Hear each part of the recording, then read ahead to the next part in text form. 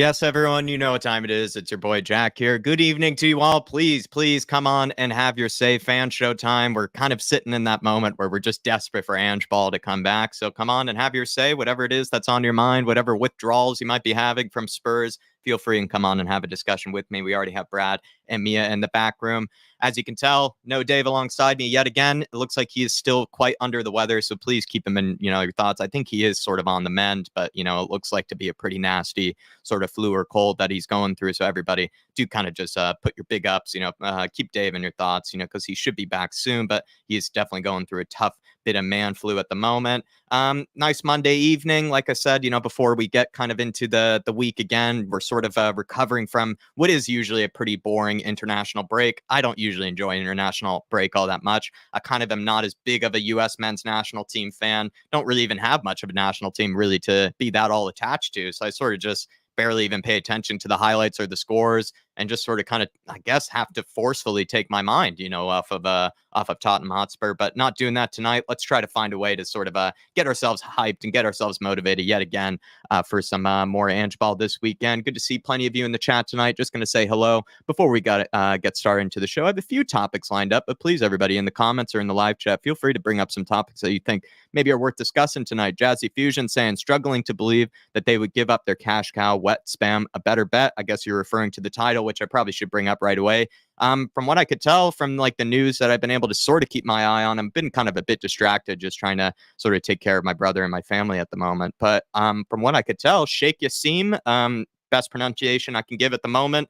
I guess he was kind of the main guy behind that sort of Qatar bid for Man United, and he was going to go for, I think, the full takeover bid, something of around like £5 million, or not 5 million, £5 billion. It'd be nice if it was that cheap, but around £5 billion.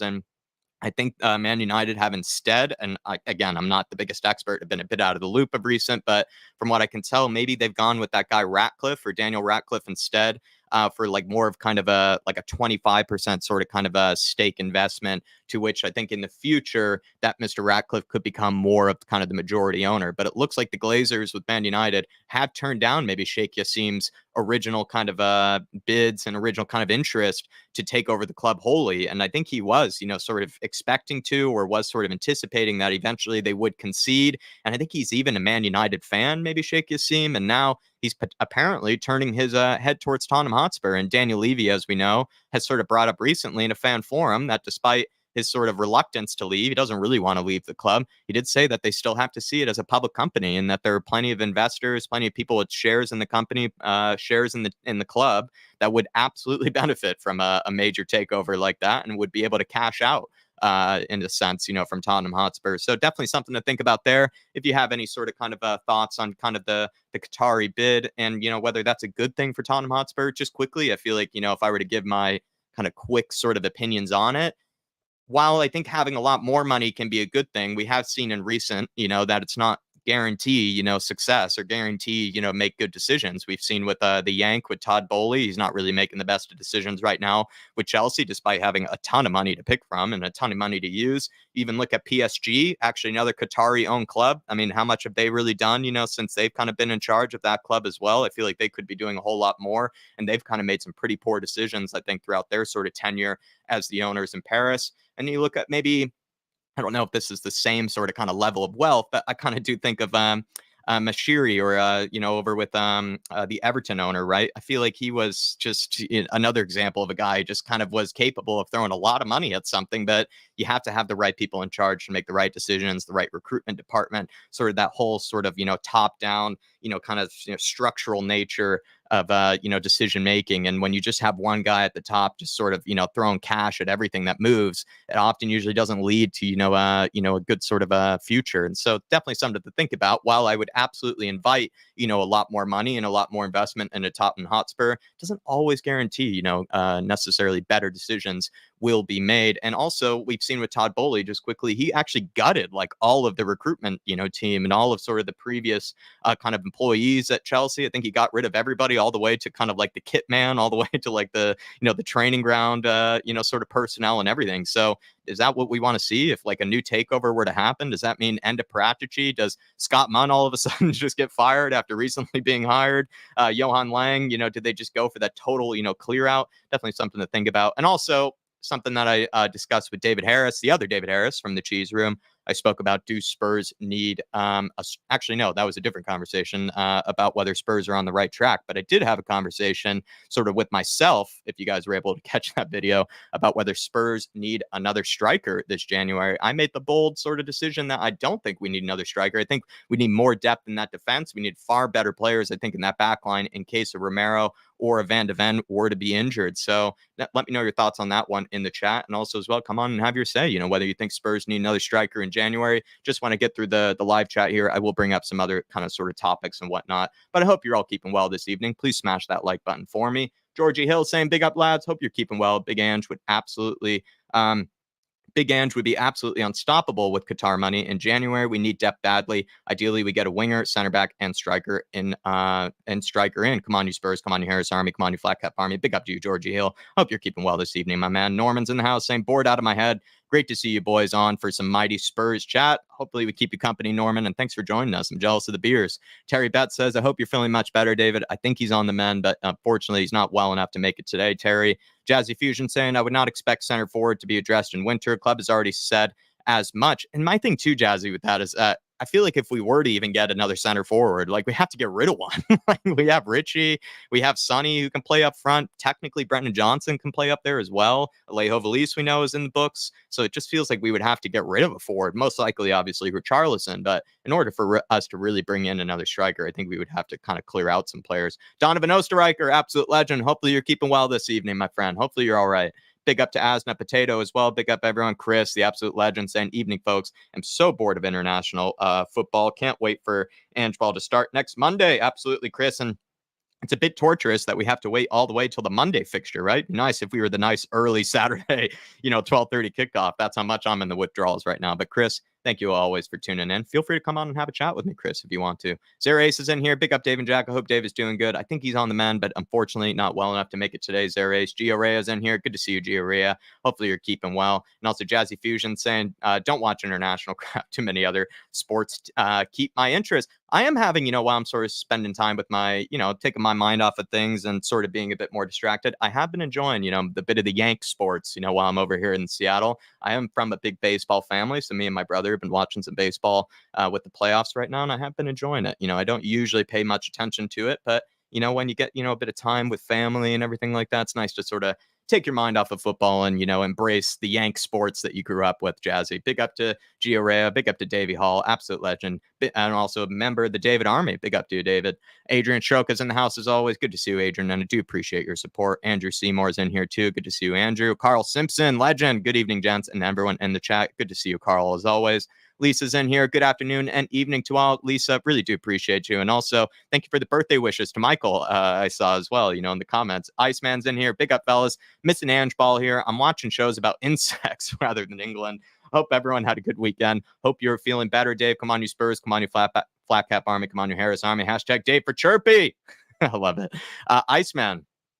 Over here, kind of in Seattle, I must say, like the spiders are far larger and far bigger and far scarier. So if you have been watching, any sort of insect documentaries, let me know if you've, caught any, new information on sort of kind of the difference between sort of the West Coast spiders and the East Coast spiders. Because since I've been in the East Coast, I feel like I barely even notice spiders. I don't ever really come across them anymore. But now that I've come back to my, the town that I grew up in, I must say, like the size of them are just gigantic. I'm kind of can't wait to really get back to where they're a lot smaller and a lot less intimidating. Big up to you, Dave B. Hopefully you're keeping well. Dave, I put it up there, my man. I've also kind of been out of the loop, really. So there's not much Tottenham news to begin with. I don't necessarily think I'm gullible enough to believe in it. I think I'm more gullible enough to maybe just chat about it. Scott Hyndam says, big up to all. Come on, you Spurs. Slim Boy Tubbs is in here. Evening all. Great job as always, lad. Come on, you Spurs. Tottenham till I die. Mickery's in here as well. James Paratrooper. We hit the jackpot. Let's get some of that oil money. There you are. Jason Bell saying, get well, Dave. Really appreciate that, Jason. Also, hopefully you're keeping well. Daniel Sandoval, big up. One love to everyone. Big up and one love to you, Daniel. We also have Welsh Gal in here. Big up, Welsh Gal. Hopefully you're all right this evening. Big up, lads. Can't wait for more Ange Ball. A big shout out to the Welsh lads for a great victory last night in Cardiff over the Itches. Harris Army. Big Ange. I should have caught that game, Welsh Gal. And what's also a bit frustrating is I feel like it's a bit harder for me now to even be able to watch most of these international games. It used to be the case that in the US we had some sort of, I think it was like ESPN or somebody used to be able to sort of show some of the international games for us, but I haven't really been able to catch them. I sort of just have to sit there and just sort of refresh kind of the stats most of the time. And then you eventually just sort of lose interest. But a huge victory over the Itches. I mean, that is definitely difficult. And feels like Croatia as well. They kind of look better than maybe they have in even recent years, despite them doing great, in recent tournaments. I feel like they're still producing, brilliant and brilliant and brilliant players to sort of replenish and kind of replace some of their already kind of aging stars. And you have, of course, Brennan Johnson. You have Kiefer Moore, kind of leading the line for Wales. And if there's any other players I might be missing for that Wales front line, do let me know, Welsh Gal. But I do hope you're keeping all right this evening. IPA Army in the house. Spurs GC TV saying, evening, Jack. All the best today. Thank you for the well wishes, Spurs GC TV. And thank you for always tuning in, my friend. Good evening to all the devotees of our great and esteemed dear leader, Ange Postecoglou. Absolutely love seeing you in the house. King Hoddle, thanks for joining us as always. We also have Dark Sun G. Thanks for joining us. Dark Sun G says, we're killing the player of the month and manager of the month. Sun rested one game for Korea. Are you all right with that, Dark Sun G? I think Jurgen Klinsmann, right? He kind of needs him for these upcoming fixtures, if I'm not mistaken. But Sonny does need a rest, and Sonny clearly has been battling through an injury of some kind, and probably has been pushing himself. I wouldn't say too much, but definitely clearly has been pushing himself. The fact that Ange even subbed him off in the 60th minute in one of our most recent fixtures as well really does say a lot, I think, about how Sonny clearly must be battling through something, at least at the moment. So good to see that he's getting some rest. James Madison, on the other hand, maybe not giving us much rest, but Spurs dominating player of the month 2 times in a row, manager of the month 2 times in a row. Just feels good and actually well-deserved, too. I think Sonny deserved player of the month, and I think Ange deserved manager of the month. He played harder fixtures than the other sort of candidates, and got some good points out of it. And you look at Sonny, I mean, 6 goals. I don't think anybody else was able to get that many goal contributions in the month, unless I'm wrong. But big up to you, Dark Sun G, and I hope you're keeping well this evening. Derek Hutchinson, big up Dave and Jack. Come on, you Spurs. Big up to you, Derek, as always. We also have Big T in the house. Big T, hey, Jack. How you doing this afternoon? I'm doing all right, Tyler. It's actually only 11:20 a.m. at the moment in the West Coast, so still have a full day ahead of me. Looking forward to having a chat with plenty of you guys. And Tyler, if you want to come on and have your say, please join me, my friend. Would love to have a good chat with you. Derek Smith saying, don't trust anyone who takes over Spurs. It'll happen eventually, of course, but I've always been happy with Daniel Levy, unlike most fans who can't see past the money. Derek, like I said, just now, I feel like, yes, more money can sometimes be a good thing, but doesn't always come with good decision making, right? Those are kind of two separate, tangible things. Big up to KPV. Oh, nice one, KPV. Enjoy your evening, my man. Enjoy your evening, KPV, and you'll be dearly missed. If you have any, if you have a quick, 5 minutes at some stage, late in the evening, feel free to come on. But KPV, you will be missed, and I hope you're having an all right night, my man. Absolute legend. Tiger299 saying, I hate this international break that seems to go on forever. Can't wait to see the boys at Fulham. Neither can I, Tyler. Can't wait, or Tiger. Can't wait to see them, my man. Good to see you, Patty Harnett, as well. Evening, Jack Davis, a typical Kildare man. Small bit of sniffle, and he falls apart. It's a little harsh there, Patty. I think, Dave is, he's a strong-willed man, but I think, he's just, when he gets the sickness compared to others, because of, I think, it's just he really has to go through it. And I think it's just, at the moment, he doesn't have sort of all the sort of, ability as the rest of us to really, kind of push through kind of the recoveries as easily as the rest of us. I think one day, he'll kind of have, a bit of an easier time recovering from these man flus. But at the moment, it does hit Dave pretty hard. But I know you're messing with him. Big up with you, Patty. Absolute legend, my man. And also we have Chris in the house, member for 27 months. Thank you for your support, Chris. Absolute legend. I mean, you've been here, like I've said to you, longer than I have. You're practically one of the founding fathers, one of the, the Mount Rushmore of the Irish Hotspur. He says, member for 27 months. The Spurs withdrawal effects kicking in, just finished work, so I'll be monitoring the chat for you. Thank you, Chris. And I hope work was all right for you, my man. And over here in Seattle, it's a pretty dark, depressing day of rain. Hopefully it's not the case for you in Newcastle. Hopefully the sun is shining and you're able to enjoy the rest of your evening on your way home from work. But big up to you, Chris. And thanks for monitoring. Thanks for keeping it locked down, as always, my man. And of 27 months of support, 2 whole years, more than 2 whole years. Really do appreciate you, Chris. And like I said, one of the Mount Rushmore members of this channel. Big up to you. J Max in the house. Hopefully you're all right, J Mac.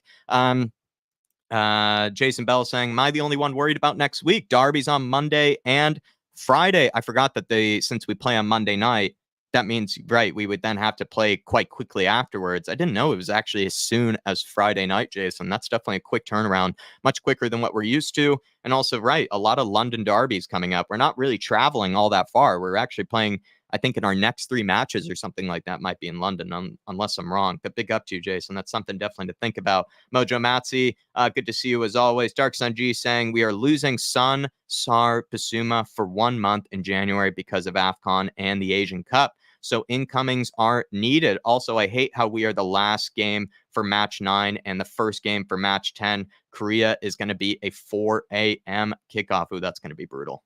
Dark Sun G, that's going to be brutal for those games. And I can't really explain why we are, the last game for this one and then, the first game for the other. I wouldn't be surprised if we were like a 7:30 a.m. or at least for me, or like a half 12 sort of kind of kickoff like on a Saturday. But I'm a little surprised to hear that we're playing so soon on a Friday. That definitely is a surprise. I actually forgot that even the Asian games or the Asian Cup was happening in January. I was sort of just thinking about AFCON, and that is going to be a huge miss. So Dark Sun G, let me know, my man, because I made like some sort of a video about why I don't think we need a January or why we don't need a striker this January. I feel like we already have so many forwards to pick from. We kind of want to cater anyways to what position is best for Son, because it feels like right now, at least his best position is striker. So even if we were to bring in a striker, he probably would be sitting on the bench, I think, behind Sonny with how good a form he is in. And then that means we look more towards like another winger to fill in, but we already have so many in the case of Hill Messi, Solomon, you have as well Brendan Johnson, too. It just kind of feels like we're a little bit stacked up front. I could see how we're not fully confident in every player that we have up front, but I feel like if we were to bring in more players in that forward line, we need to actually get rid of some players in that forward line. That means probably kissing goodbye a guy like a Richarlison, maybe saying goodbye as much as I think he deserves his chance. A guy like a Hill Messi, it just feels like we're very stacked up there with just bodies. Whether you think we're stacked up there with actual quality is maybe another question, but it is something to think about. Missing Sonny in January as well as Sar and Basuma. I mean, that is just going to be a huge loss. Of course, Bentancur is going to make a huge step up. Maybe expect if Højbjerg is still around, he can make a decent step up as well. Lo Celso is definitely going to need to step up, as well as Madison. He's going to need to take on a lot of the burden. Kulusevski too, but definitely something to be worried about for sure. I think in both the forward line as well as in the midfield, because Sar and Basuma have also been some of our most consistent performers this season. Sar is also kind of one of the harder workers in this team that probably doesn't get enough credit sort of with his off the ball work and just sort of his up and down nature to his game. He's just such a workhorse for us. So they're going to be huge losses, Dark Sun G. They really are. I'm curious how we're going to address it in January. I personally think we just need more defenders. Like right now, with Romero and Van de Ven really being the only center backs that I have real confidence in, just worries me, because one day one of them's going to pick up a suspension, maybe a small injury of some kind, and there will be someone that will step in that most likely or not we won't have too much confidence in. I'd rather it be a Phillips. I'd rather it be a Dorrington. But I'm not so sure it's going to really end up being that way. So also, too, even left back, I'm a little worried about Ben Davies even stepping in for Destiny Udogie. I just think that's far too big of a drop-off at left back, too. So a lot of positions I'm a little worried about, Dark Sun G. But it's also right. First season, first summer, you can't address everything in one summer, but still some work to do in January for sure. And I think we could have done a better job on the outgoings, as I've said in the past. Tyler reminded me it's on Fox Sports. Well, I'm kind of more, I do have the cable now, Tyler, since I'm back at the old place. So maybe we'll check that out. Big up to you, my man. Aston Potato cannot see Richarlison stepping up. What do you think? Yeah, I think Richarlison is someone that a lot of people are losing faith in at the moment. Asna, big up to you. Dark Sun G saying we won 4-0 without Sun. Hope he gets rest versus Vietnam. I've heard that Vietnam are actually a bit better than they have in the past, Dark Sun G. I'm not saying that they are in any way a test for you guys. I'm not sure how good they are now, but from I think that one YouTuber, Maxwell or something like that, I think he's a big Vietnam fan, and I have heard that they're kind of improving steadily kind of over the years. So unless I'm wrong, is that a tougher test for you guys than maybe usual? So maybe you do need to use Sonny in that one, but I am with you. I hope that he does rest, but just to be at least give some credit to Vietnam, I've heard that they're a bit better than they used to be. PJ saying, can't argue with Sonny, but no way Ange was manager of the month. Really? Who do you think was, PJ? Let me know. Was it? I'm trying to think who had a better month than Ange, I guess. And it's hard for me to remember now. It's hard for me to remember. PJ, do let me know, my man. Daniela Zito's in the house. Good to see you, Daniela. Hopefully you're all right. Gene D's in here. Big up to you, Gene D. Hopefully you're keeping well. Dark Sun G says Udogie got an assist for his debut for Italy. Absolute class. And I think it's already probably well established that he's might be kind of like the Italy left back or the Italy left wing back, whatever position that they want him to fill. I think he's going to be sort of the star man for that team for the next 10 or 12 years. I think he's just clearly one of their best ever sort of talents and sort of the defensive kind of fullback areas in a while. I think they have some good fullbacks. They have some good sort of defenders, Italy, but they usually lack kind of that real kind of dynamic sort of kind of up and down fullback that can both, provide, creativity, but also be kind of that, stalwart defensively. And I think Udogie has been absolutely brilliant. And I expect him to be featuring that Italy team quite often. Big up to you, Dark Sun G. Ash Padmaraj is in the house saying it sucks that Spurs play Monday and Friday. Monday, does the Premier League want Spurs to get fired from work? Probably. Big up to you. Orashem, hopefully you're all right this evening. And saying get well too soon to Dave. Absolutely. Big up to you, Orashem. Making sure I'm not missing anybody. Neil Shafton. Big up to you, Neil. Hopefully you're keeping well, my friend. And Daniel Fields in the house. Happy Monday, people. Happy Monday indeed, Daniel. But everybody, I'm going to get straight into this fan show. Really do appreciate you all tuning in and keeping me company this evening.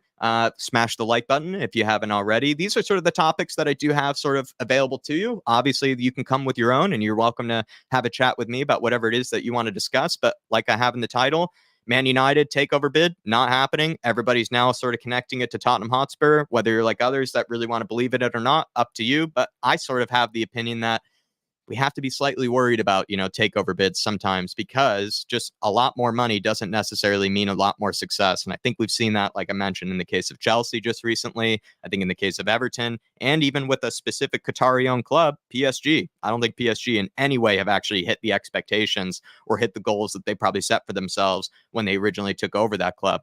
Another question I have on the evening is, what's the key to Postecoglou's great start? Did it just come from him? Is he just that brilliant? Maybe there's some kind of work in the past from a Paratici, right? With him sort of inheriting really brilliant players that Ange was able to actually get the best out of. Also, too, how many sort of Premier League snobs has he kind of proven wrong, right? There's so many people that rid off Postecoglou saying that, you can't translate, this philosophy from the Scottish League into the Premier League, can't translate it from the J League in Japan into the Premier League. And he's proven a lot of people wrong about that. So what are your thoughts maybe about sort of kind of even though I do think the Premier League is by far the hardest and the best league in the world, maybe there's a bit of snobbery there that that everybody thinks, it's hard for people to kind of, step into the Premier League and be successful. I think Ange has proven a lot of people wrong in that aspect.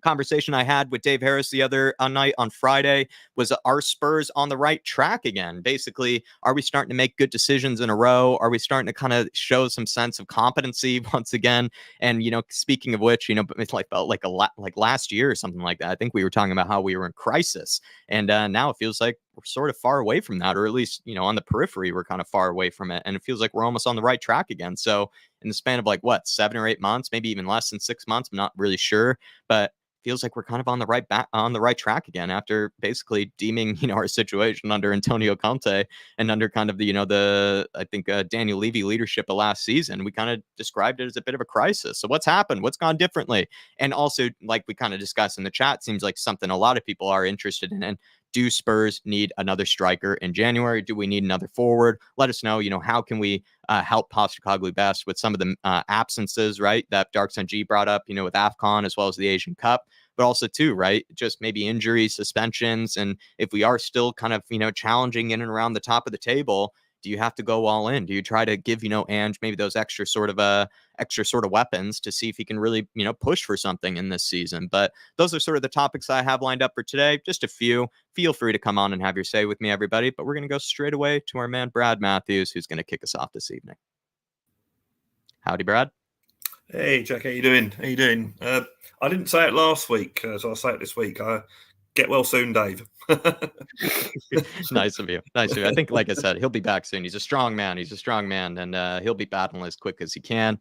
Where do you want to start, Brad? Do you want to start with maybe the striker situation? That seems to be the thing that a lot of people want to talk about, right? Yeah. What do we do in January?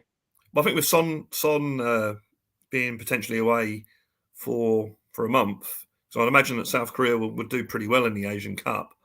I think we haven't really got any other strikers firing, have we? I mean, Richarlison hasn't fired.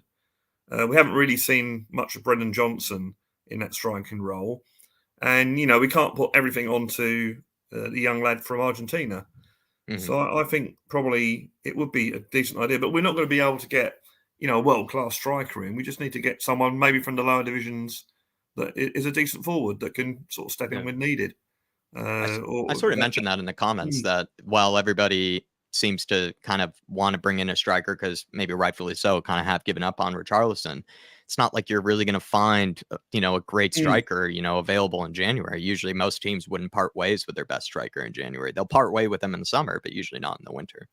Yeah, I mean, you're normally, we got to be also wary about how Ange affects the striker role as well, because there are probably some decent strikers in the lower divisions and in some of the other teams in the Premier League, but whether they can fit into an Ange situations and other things, a lot of like experienced strikers that will do a job, but you can't really expect them to fit in with this super young, fit sort of all guns blazing sort of football that we're playing. So maybe there might be some young player. Maybe there's a young player in our under 21s. Jamie Dorranson's playing really really well, isn't he? So and the other lad, I can't think of his name, the guy we got from Sheffield United. So maybe we've got some options. So I wouldn't say it's our most important place to strengthen. Because we got options where people even Kulusevski played up front, didn't he, against Luton when we were down to 10 men and did a reasonable job. So, yeah, I think if one becomes available, I think we should go for him. But I don't think it's the an end all of the transfer window. I think we need to look at strengthening our creativity in the midfield because, at the moment it's basically James Maddison. Potentially it could be Lo Celso, but will we ever get to see him play?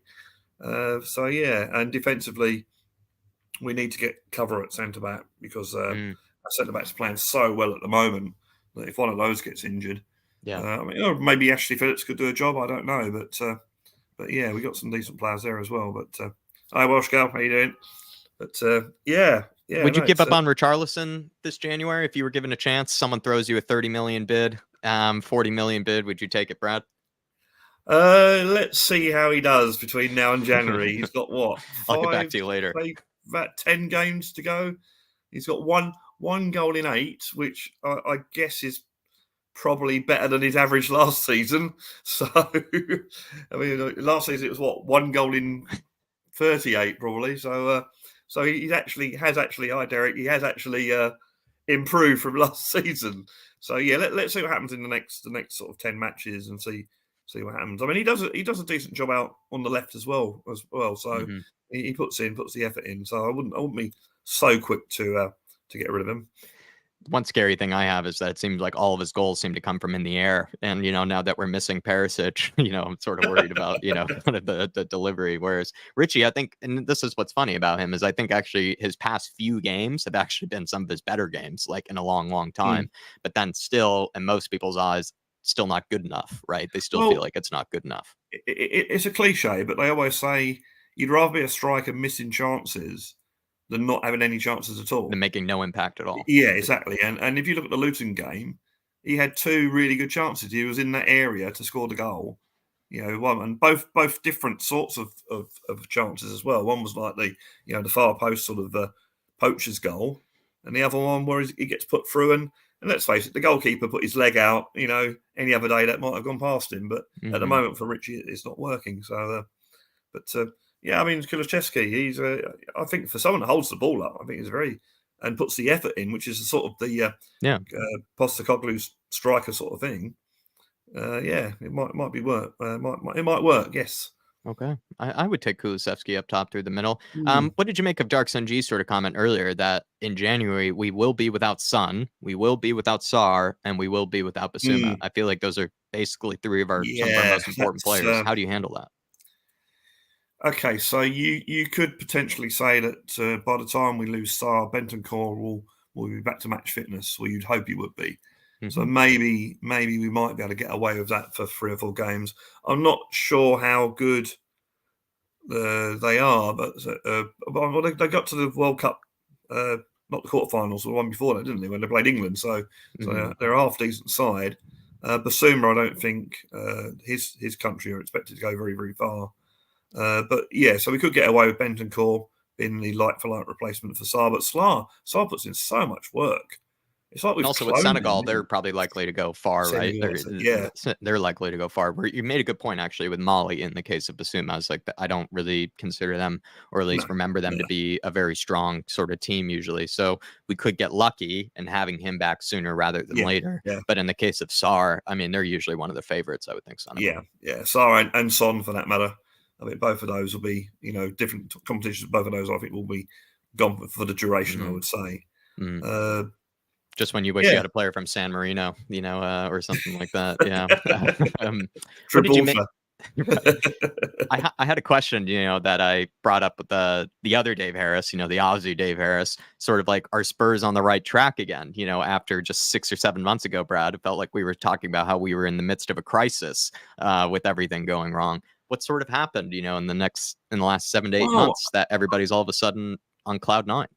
I think it's been basically that we've actually made the right decisions for a change. We've employed the right manager, and not only have we done that, but we've actually trusted him to know the players he wants, and he's got the players in that have done the job. And I think also is the fact that we never had bad players at Tottenham. We always had decent players.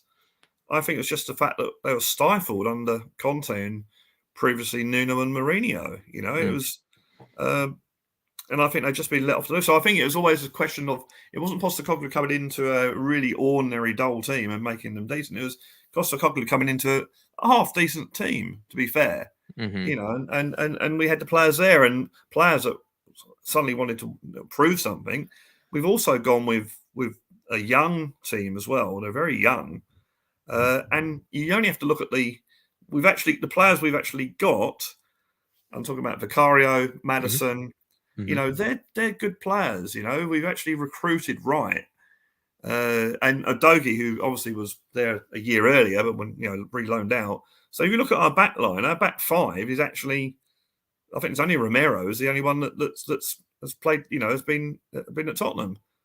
So and we've also had players like Porro, who people didn't really think would do well defensively, and yet he's been immense. So yeah, we just seem to have got it right, recruited the right players, and having that thing running through the under-21s, the under-18s, and even the women's team. We're playing that way. It's the DNA, which is a bit of a cliche, but the DNA and that sort of thing. So yeah, I think that's what it is. I think it's the fact that I don't think we ever had bad players. It's just that they were stifled under Conte. And I think suddenly they've been let off the leash, and it's given them freedom to play. And that, whether you look at football, cricket, rugby, when you're given freedom to play, you're 9 times out of 10, you actually will play better. So the guys are enjoying it. It's a great team spirit. You can see it, the way they celebrate goals. Absolutely amazing. And I think that's what we've needed over these, that wasn't there. And that, of course, brings the fans in, so everyone's together, and it's great times. I've got a lot of Australian friends, and like Spurs are everyone's second best, favourite team in Australia. If you don't support them anyway, they're going to be your second team. And all of my Australian friends have said, "Oh yeah, it's really great to see what he's doing." So so I think we've got the support there from 12,000 miles away. So sure. And do you feel like in the case of sort of Ange and like how much is it him just inheriting like brilliant players and then just tapping into those brilliant players? Has he made some of them a lot better? Like how much, because that's where I'm curious, right? Like it's almost like how much credit do you give to sort of the previous recruitment that maybe was right the whole time? Or how much credit do you give to Postecoglou? Is it like I don't even know if you need to give it a ratio, but that's what's funny is like how much of it is just Ange magic, and then how much of it is just, really good players that just weren't even tapped into and weren't even properly used. I think another thing that I didn't mention just then is the fact that they all believe in what he's trying to do. They're all in there for that, and I think he said that himself in interviews. They're all sort of invested in what he's trying to do at the club and how he's trying to play football. And when you've got everyone working and going in the same direction, and no one sort of trying to go the other way, I think you're always going to have a decent team. So yeah, I think he's. I mean, people seem to forget, and as you said about the snobbery over the Premier League, this guy's been managing for a long, long time in all different countries. He's got a lot of experience, and I think he's used. He knows what works. So and that's what he's doing, and the players have bought into it. So yeah, I think it's just all coming together now. Little caveat to this: we haven't been, and I'm not saying tested football wise, because we have been tested football wise. Arsenal away, Liverpool at home, Man United at home, Brentford away. We have been tested, but I think we haven't been tested mentally when we do lose a game. Mm-hmm. I think that is the real test, how we respond to that. I mean, ultimately, I think we will lose at some stage.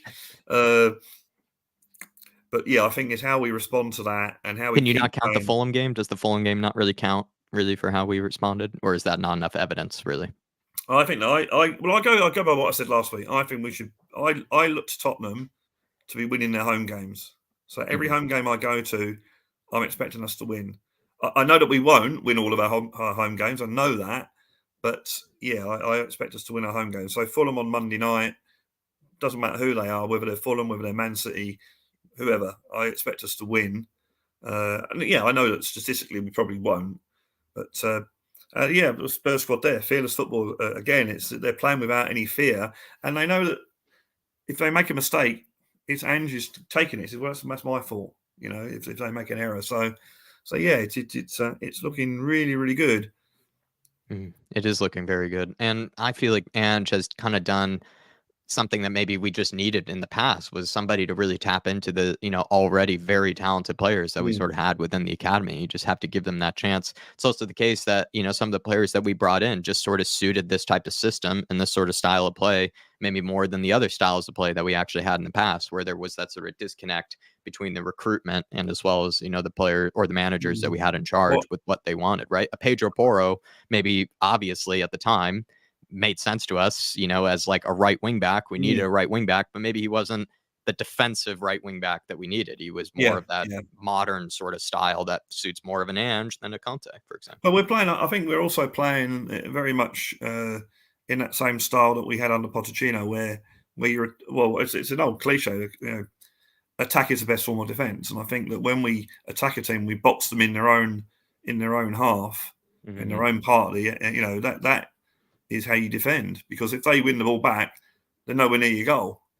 So whereas with Conte, we used to sit deep, so that as soon as you give the ball away, then you're back to defending. Whereas if you press up high, if you give the ball away, you're not giving it in such a bad area. But yeah, it's I suppose the irony is that when Pochettino was talking about the rebuild, when he got sacked, you probably would have been better off employing Postecoglou then, because he would have taken over the rebuild. So yeah, but I mean, obviously, hindsight's a wonderful thing. So speaking of takeover, last two questions, Brad. Do you care at all about the Qatari bid? Do you make any sort of connections to it, or just kind of going to wait and see how the news sort of develops? So there's two things that, in my own opinion, where I don't think it's going to happen. And one is unsubstantiated, if it's the right word. Obviously, we're all appalled at what's been going on overseas at the moment in Israel and Gaza and that sort of thing. And my heart goes out to all innocent people of both countries that have been affected by it. But the story I heard about on the weekend, we know that Iran, because they've said it, Iran are basically supplying Hamas with all their military stuff and that sort of thing. But the story I heard on the weekend was that Qatar are actually financing them as well. Now, this is all unconfirmed. Let's put that right out there. This is all unconfirmed, but there is a rumor going around that that's possibly what's happening there as well. So, one, I can't see Daniel Levy wanting to sell if that story is true. And again, it's all speculation. I don't think anybody would in that case. I don't think anybody would. No proof whatsoever that I've seen. It's all speculation. But if that was the case, then you're right. I don't think anyone would want to do business with them, especially a club that's got a very big sort of Jewish following from a very Jewish part of North London. So that I think would be, but that's the unsubstantiated opinion I've got on it. My more substantiated one is I think Daniel Levy is in. no matter what you think of him, whether you think he's good or bad for the club, I do think he is invested in Tottenham Hotspur. And I do think he wants Tottenham Hotspur to do well. Now, you can criticise him for the way he's gone about it, but I think he is invested in the club. And I think it would take an awful lot for him to step out of that. And I asked him in that the infamous Cambridge University thing, where he said he's really interested in making the area a big area, a good area for people and that sort of thing. So I think he's really it'd take an awful lot to get him away from that, I think. But 5 million or 5 billion, I keep saying million. Well, I mean, billion is around what he would be willing to take. Yeah, right? When you get into billions, it's like, it's.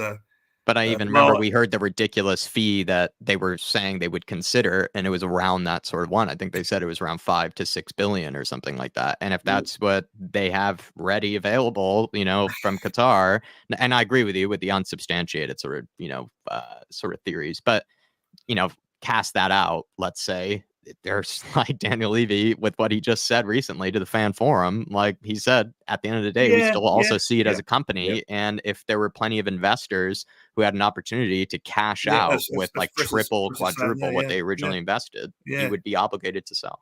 Yeah, I'd be interesting. I mean, when you start talking in billions, I once, because I'm really sad, worked it out that to count to a billion, or rather a billion seconds, is around about 31 years. So if you were counting out, if you paid for the club in cash, you'd be counting the money for about 150 years. So, so that gives you an idea. Over an international break. Yeah, how much a billion is, So, but look, it's. I think this season has proved that.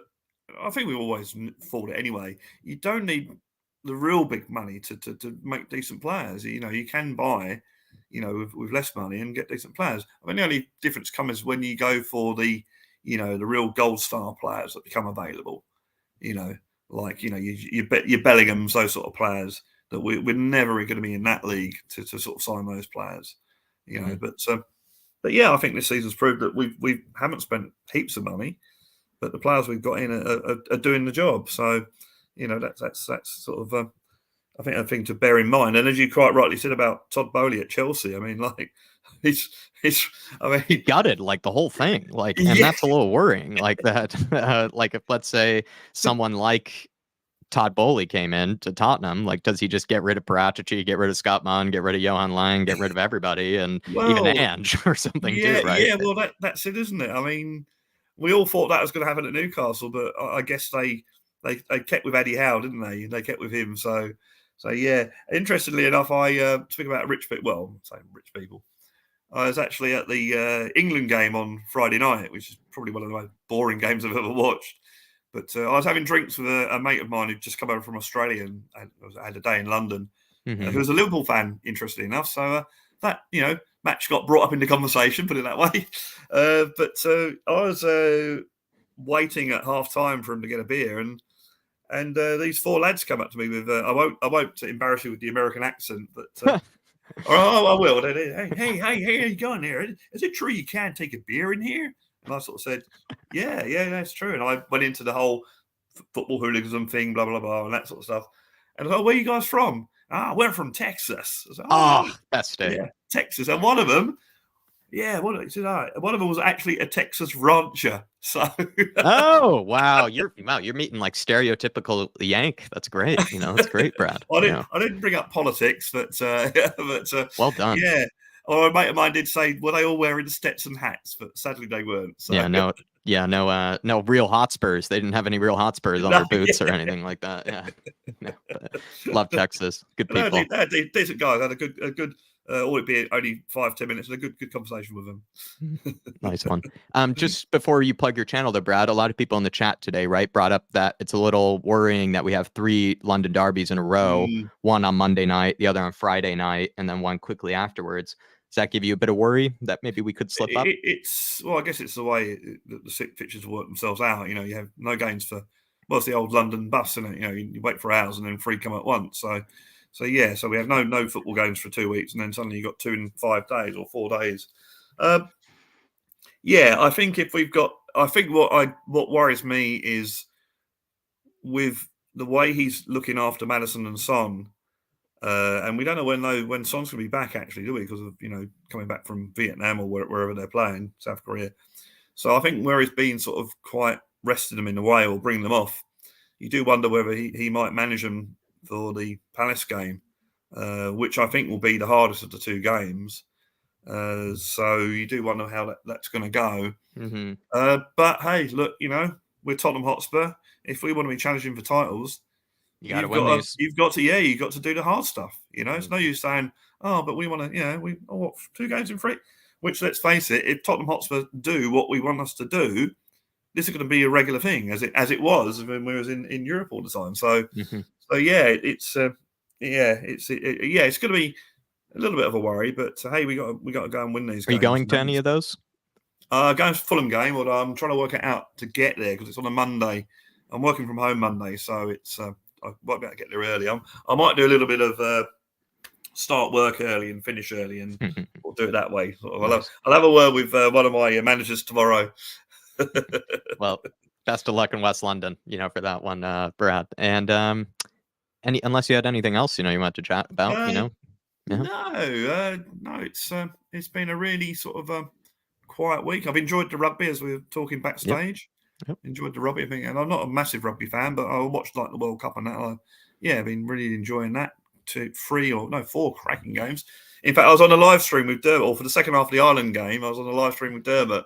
So he sort of invited me on, and I thought, I've had a few beers, why not, sort of thing, So it was good fun. It's him and a Man United supporter, but it was good fun. Dermo. Nice one. Well, Brad, plug your channel for me, please. Yeah, look, I'm an aspiring songwriter.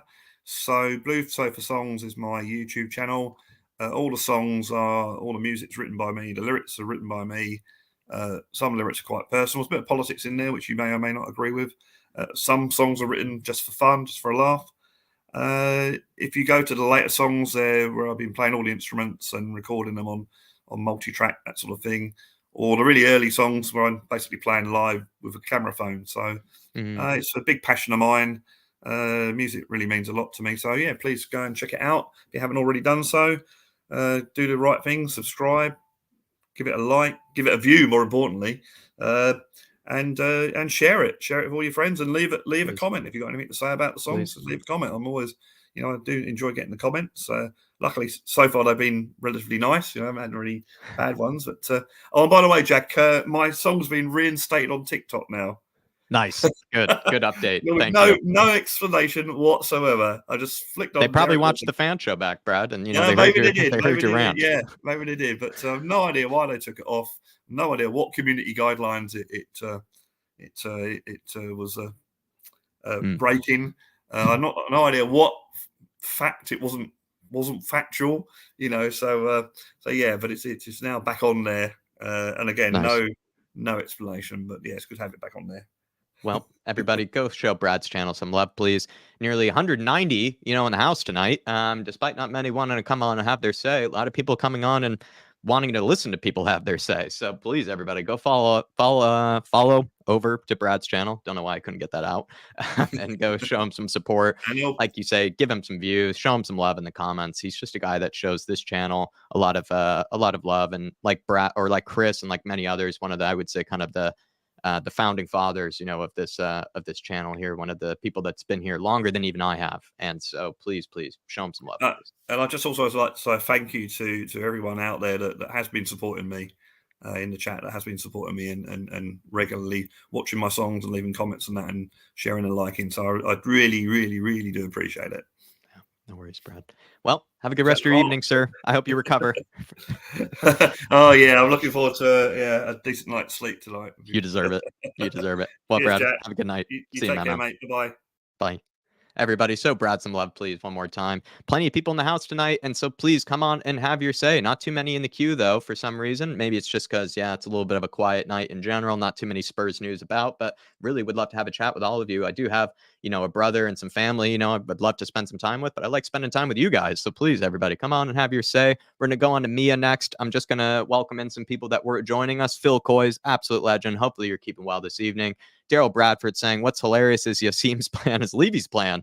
Training ground, urban renewal, community support, and partnership. Tottenham playbook. Well, that's good to hear. Jay Coe's in the house. Always good to see you, Jay. Wayne Bonner, legend. He's saying, I can see Hill Messi bringing the life into Richie's game. We'll see a good player in Richie when Hill plays. Hill Messi, he doesn't have that same sort of beautiful, like looping cross of a delivery I feel like Perisic does, but maybe a similar sort of dynamic down the left wing where he's very keen to take on his man and sort of create for others, kind of like a Perisic does in those wide areas. Not saying his delivery is going to be kind of the same or even the same sort of style, but I do kind of see what you're talking about, Wayne. I think they have a similar sort of, I think, attack at their opponent, Perisic and Hill, that can lead to openings and can lead to maybe a Richarlison goal. Let's hope so. Big up to you, Wayno. Hopefully you're keeping well this evening.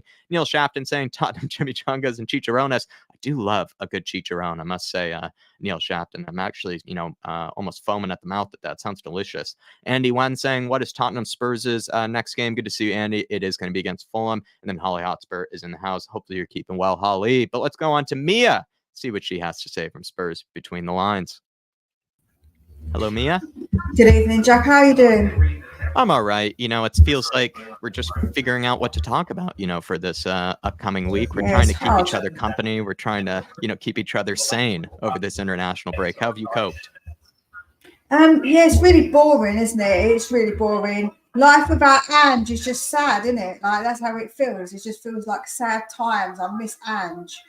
And I miss his press conferences and him being funny and just being like, I don't know, mate, when people ask him dumb questions, I think it's, I miss it. I miss it a lot.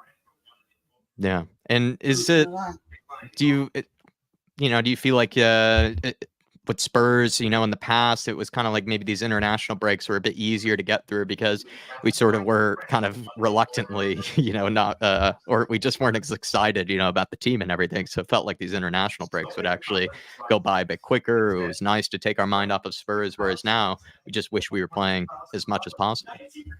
Yeah, it's just, honestly, it just feels like, and especially because England is playing such rubbish football. It's like watching Conte ball on the break and we miss Ange ball, where before we didn't want to watch Conte ball anymore. So we didn't care.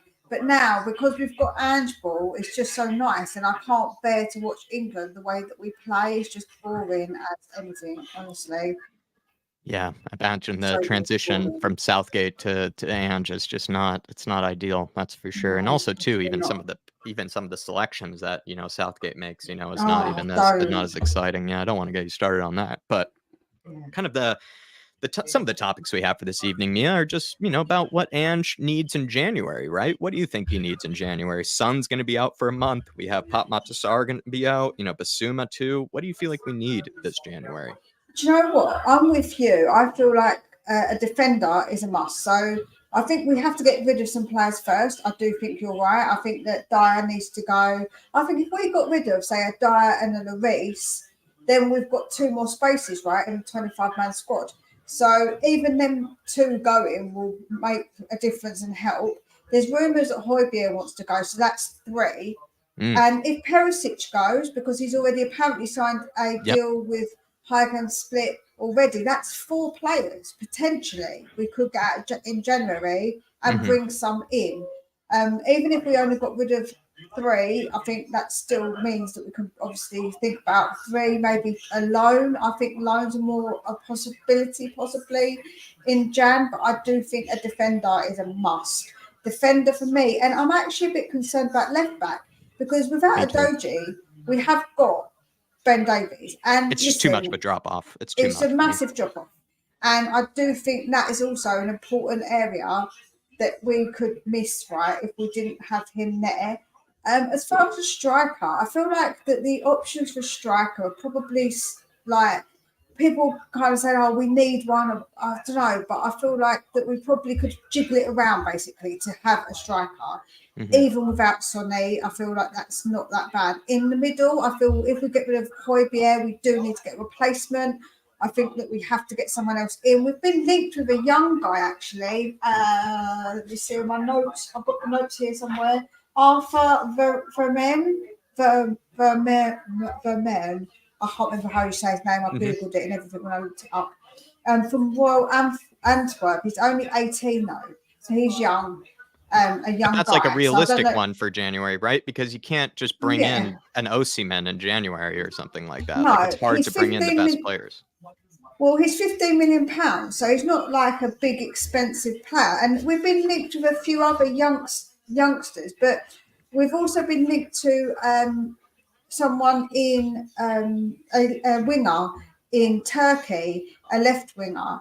And that's somebody, obviously, that there's an option to, obviously, if we did have another winger. I know you're saying we're stacked, but without Perisic and Solomon injured, if we do want to switch it up and change it about, and if we do, say, for instance, sell Richie, which I don't think we're going to in January, I'm going to be honest, I think it's going to be a wait and see until summer. I think Ange is going to give him the opportunity.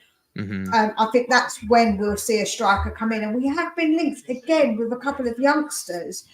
We've been linked with, there's a guy called Barassi. We've been linked with him. Although he's not that young, he's a bit of an old one that we've been linked with. But we have also been linked with that Jonathan David again. I'm not very keen on him. Not sure about him at all, in my opinion. Not sure about if he'll be suitable or not.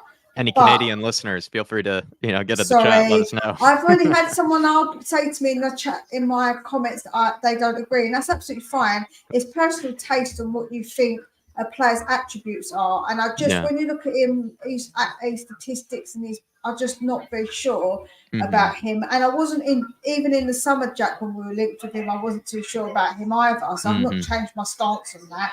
To be fair, I was the still same waiting. generally. Yeah, still waiting to be convinced on him, sort of. So we have been linked with quite a few different kind of players. We've been linked with wingers and strikers. And obviously a midfielder as well. So there's plenty of us being linked with people and plenty of players that are about.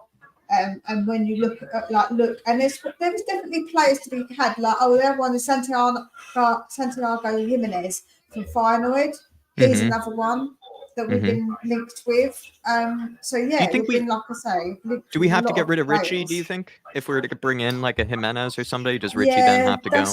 That's what I'm saying. I think that for me, personally, I think we'll have to get rid of Richie, and that's why I don't think we're going to do it in January. I think we're going to wait until the summer to bring one of these ones that we're looking at in. I really don't think we're going to get rid of Richie. But a left winger, if Perisic goes, I think we'll bring in maybe a left winger to replace a Perisic. And the guy from Turkey the Turkish guy looks really, really good. Yeah. I've seen some of the goals he's scored, the assists. He's actually, if you look at him statistically, he's pretty good. He's a pretty good player as well. So yeah. Is it the guy from Galatasaray, if I'm not mistaken? No, I don't think he's from Galatasaray. Listen, I think he is. If you want to know, watch my videos. That's what I'm saying, because I don't remember all the facts I write down. I write stuff down because I don't remember, you see. If I remember correctly, I think his name was like Postecoglou or like something like that. Yeah, it's something Postecoglou. It's something Postecoglou. I was like, oh, we've got matching with Ange. Yeah, exactly. That'd be good. I've got my notes here somewhere, which it says, but I can't find them. But yeah, that'd be nice. But I'm kind of with you though. I feel like even though we probably will have to think about maybe some forward additions because of the injuries, as well as also maybe Sonny being out, I'm just a little confused as how do we kind of fit in, that new player? Because if Sonny continues to play through the middle for this season, even though we will be missing him for a few weeks, like the moment he comes back, he'll probably just be thrown back into, the striker's position again. Because at the beginning of this season, I'm pretty sure the majority of Spurs fans had Sonny down as like their highest scorer, as like their main talisman, even though a lot of people feel like the goals will be shared a bit more, around. Sonny is, likely to be our golden boot kind of guy this season. And so you want to play him in the position that sort of best suits him, or at least the position that he's producing the most in. And right now, in this moment in time, it looks to be actually striker, where he's actually kind of better suited for most games. And so that means then, like, whatever player that we would bring in this January, how much game time are they really going to be getting, ahead of somebody like Sonny? Or is it better, like you said, to bring in someone like a winger instead? Because then it's sort of, not forcing, one player to move over, for another. It's all kind of a bit tricky. And then you still have to think about other areas in the depth sort of parts where we could really be hurt by an injury or by suspension in the case of a left back or a center back or even others, so it's definitely a confusing one this January. And also, like you brought up too, there's so many people that are, I guess linked to leaving that it would be a bit crazy to see a Højbjerg and a Lo Celso, or one of them even leave this January, because then we would have to think about a replacement for them too, right? You have to think about a replacement for them. Joe, how bad the papers are with their flip-flopping, Jack. I read 2 reports from the same newspaper, like newspaper online. One said that Lo Celso wanted to stay, and then so he was going to leave, and then the next, about 20 minutes later, they've got another report out saying, "Oh no, Tottenham are considering letting him stay."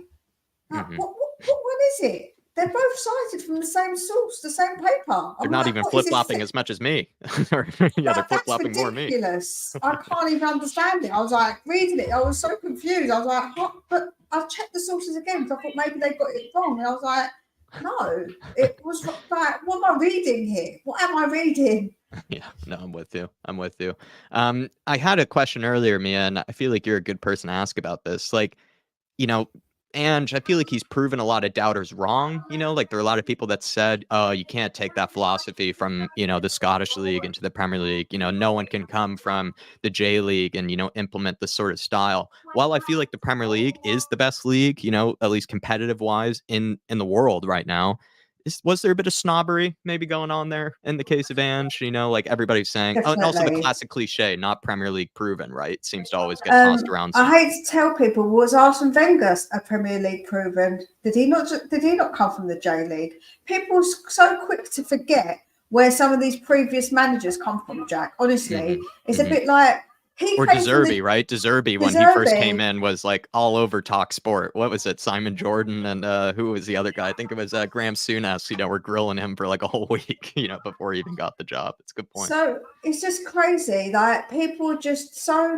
quick to forget, and people are so get snobby about it. But somebody actually, Usarian, he watches my videos, and he said, "I've been going back and seeing what people first said about Ange. And do you know what? I kind of forgot what I'd said on the video, exactly. Obviously, I knew I was positive, but I can't remember word for word. Honestly, I don't have the capacity.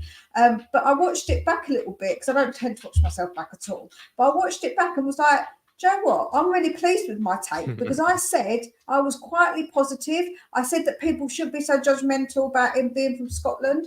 I said all the things, the right things. I'm thinking now, and I'm a bit like, I was vindicated on that, because I knew from what Paul had told me as well. Paul Hotspur hippie, big up to him, because he was always talking his name, saying that he wanted him from the get-go. Right. So obviously I listened to him when we said we were linked with him, and looked him up.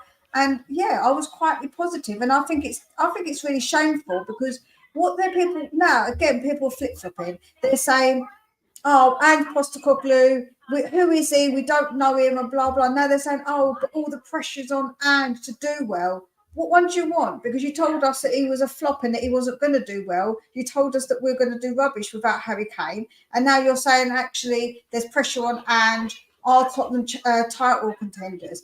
Make up your bloody minds. Honestly, they just flip-flop all over the place. I can't take the media seriously with some of the stuff that they come out with. Honestly, it's an absolute load of trash, as you would say in America. And then what would you say has kind of been the key to Postecoglou's great start? Has it been kind of the players that he's inherited, that he's been able to kind of tap into and get the most out of? Is it just him being that brilliant?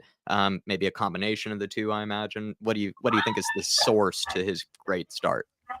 I think it's just Ange. It's just the Ange effect. I think that he has always come in and taken a bit more time, but has he always had the quality that he's had at Tottenham? Probably not.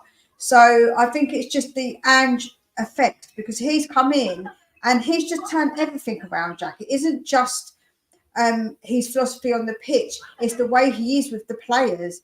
It's his attitude. He's the way his demeanour is, the way he talks to people. And I think it's just bred just happiness. You heard, I think it was Sonny said, when they come in to do some test or something on the players, and they said, everybody's so happy. And that's the thing. Oh, well, obviously that means that previously nobody was happy. Everyone was miserable and feeling absolute rubbish. So I think that he's just brought this feeling in, and I've said that when you galvanise and you make a team feel like that, that's something special, because Ferguson did it when Beck's come back from the when he got sent off against Argentina, and he said that he felt safe when he was with his Man United team, and it was them against everyone else, and they said, listen, we've got your back no matter what. And I feel like that's what our players are now like. They're like, listen, we've got your back no matter what. And I think that's right, because when you look, when Romero made that mistake, what did Big Vic do? Straight away, went over, gave him a big hug. Do you know what I'm saying? You see them all hugging, the way they go over to the fans. They're just, they're just so united. But the big test is when we lose, of course. To see their reaction when we lose, I think it's going to be I think it's going to be interesting. But I've got a feeling it won't matter. I think they're still going to be united, because they're going to be united together. And if we fall, united, we fall, right? We're going to fall together. We'll be up together. And I think that's what Ange is building. He's building like a family environment, the team of family. We're not just a team. We fight for each other. We're brothers. And I think that's why it's changed so much, because I think that Ange has brought that philosophy in. And I think that's really resonated with a lot of players. I think a lot of players, they really understand that, because a lot of them are young, so they're probably very close to their family. So when they come to their football club, they want to feel like that's also another family, right? Because when I used to work for a family as a nanny, and they were my second family. Like, I used to say they were my family before I had my children, and I still talk to them now. The youngest one is in his 20s, and I still talk to him, because it is like my family. Because when I see him on Instagram, I see his pictures, I'm like, I still see he's that little boy that I looked after. And now he's a big grown man with tattoos and everything. I'm like, I don't like it. But that's the thing. And like, so you still become stay that attached. family. Yeah, you still get attached and connected. And I think that's what you want, right? You want your team to be attached and connected.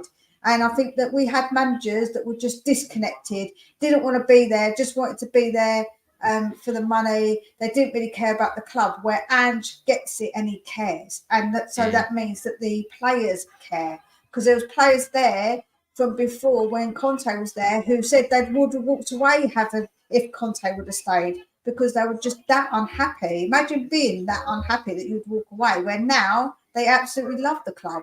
Yeah. So it wasn't the club, it was to do with what was going on. So it wasn't the players. Like, it was obviously some of the players are terrible, but obviously I think it's something to do with the ethos and the way that they were treated that made a difference.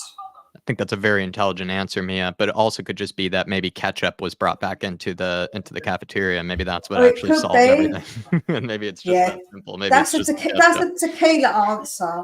I mean, just a tequila answer is what I will say about that. Another kind of, this is at least the last question I have on my sort of run sheet here, but it's a big one, Mia. How did we go from crisis conversation last year to, now conversations of our Spurs on the right track? Why are we making all these great decisions? How did we do that in the span of like 8 months where, we flip-flop between crisis conversations and this?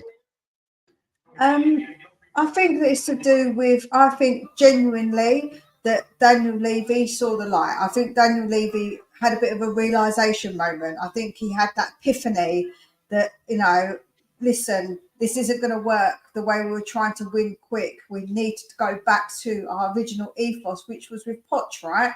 Which was to get young players to play good football that everyone enjoyed. And that nearly got us to the promised land. Don't get it twisted. We were in those finals and semi-finals with Poch, and we almost got there. So yeah, for me, I do think that Daniel Levy did have a realization. I'm not saying he's changed.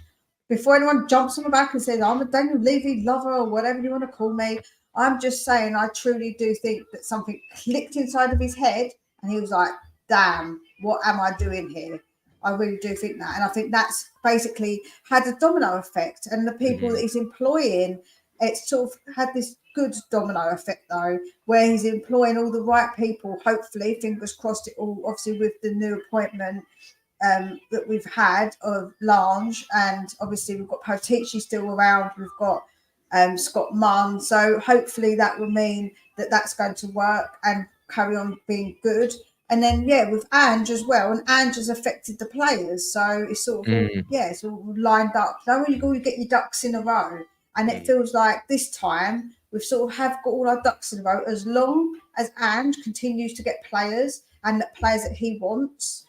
That's the most important thing to me. It doesn't matter how much we spend, it's about getting the players that we want, and continuing that, continuation of that. Yes, absolutely. And also,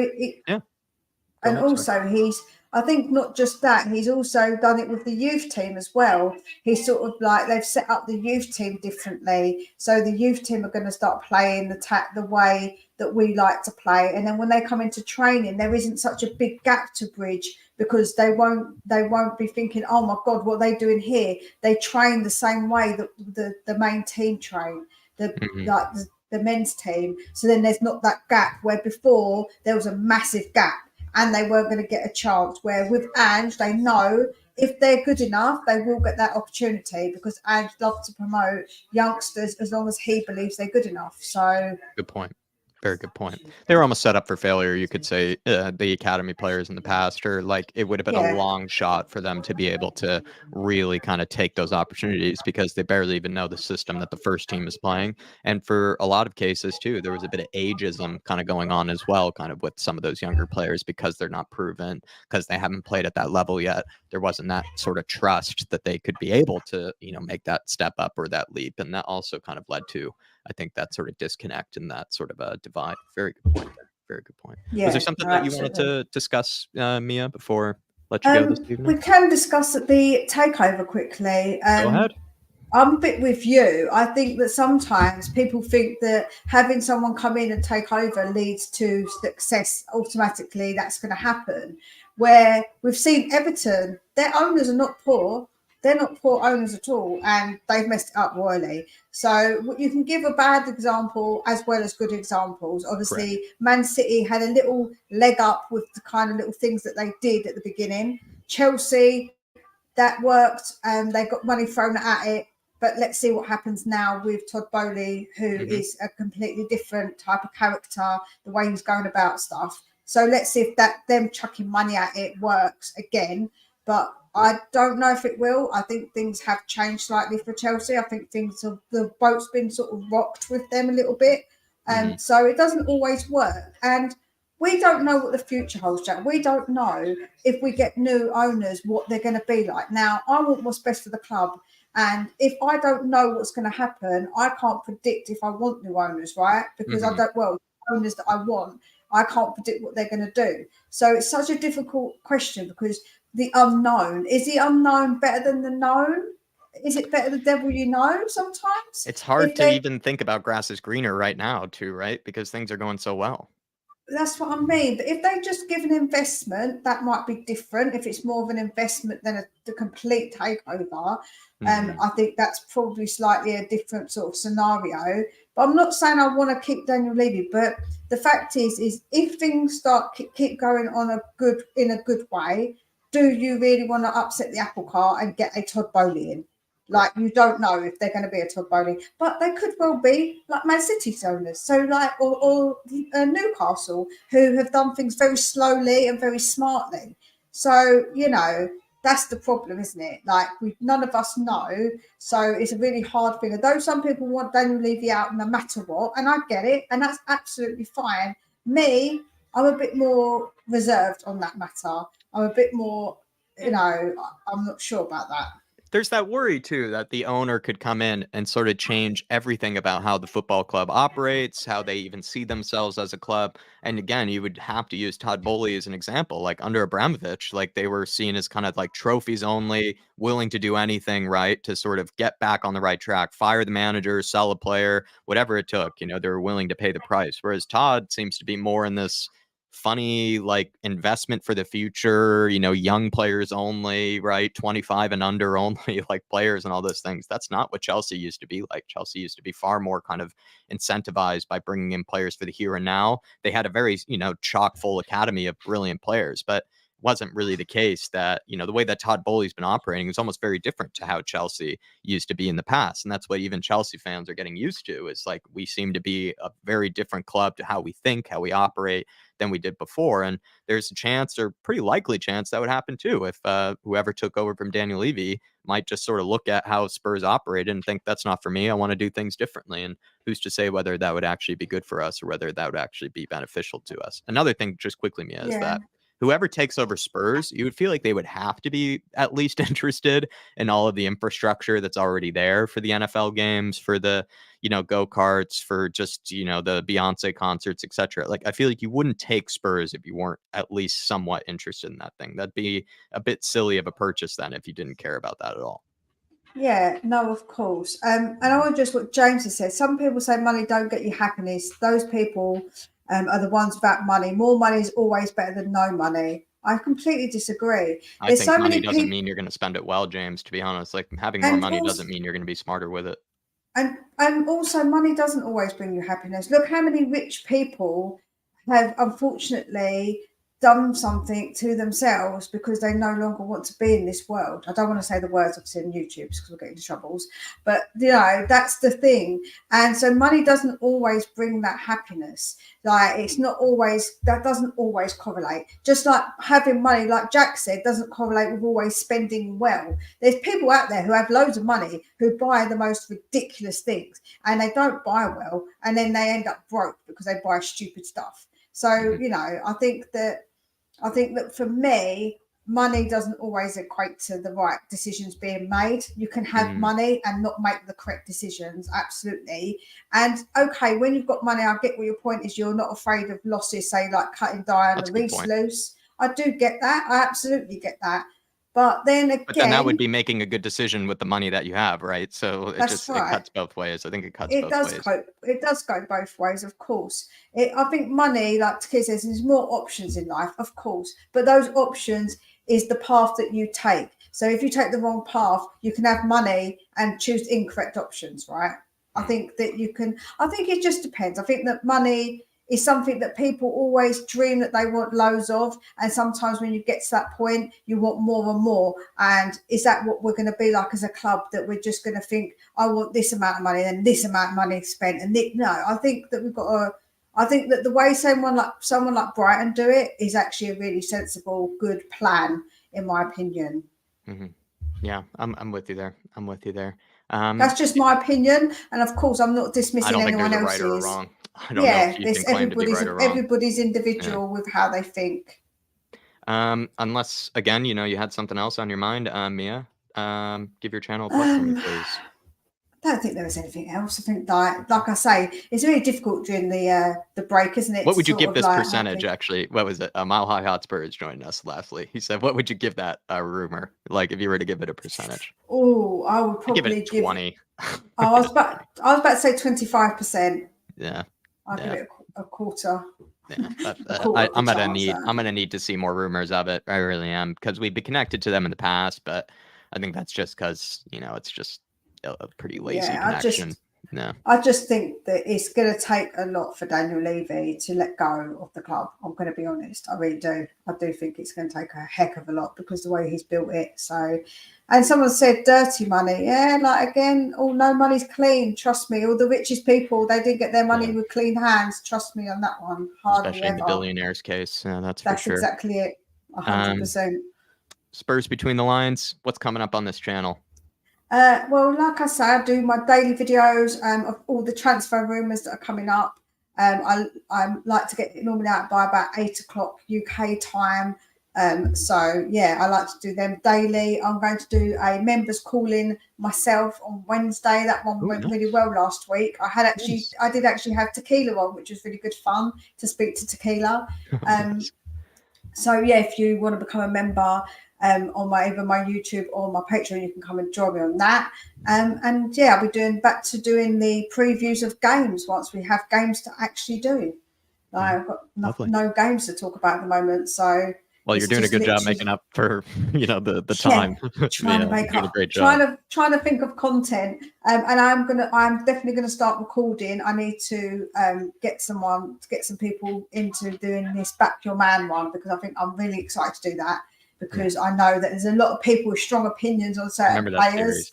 Yeah, So I'm going to try and get some people to record that. It's my own fault, because I've had the boys off sick, that I haven't actually been able to record much, because they're obviously around and they're a bit annoying, Everybody's sick right now. We're all trying to, Yeah. hang in there. And Mia, I'll be honest, I'm looking forward to that series. That sounds like a great series. And please, also everybody, make check it sure out. that if you're watching Dave, look after yourself, get loads of vitamin C, lots of rest, and lots of fluids down you, because we need you back, Dave. We miss you. You heard her, Harris. You heard her. Listen to her. Don't just listen to Mia. She knows what she's talking about in that case as well. Just listen to her, and you'll be back here in no time. Lemon and honey. Lemon for the vitamin C. Honey helps with your throat.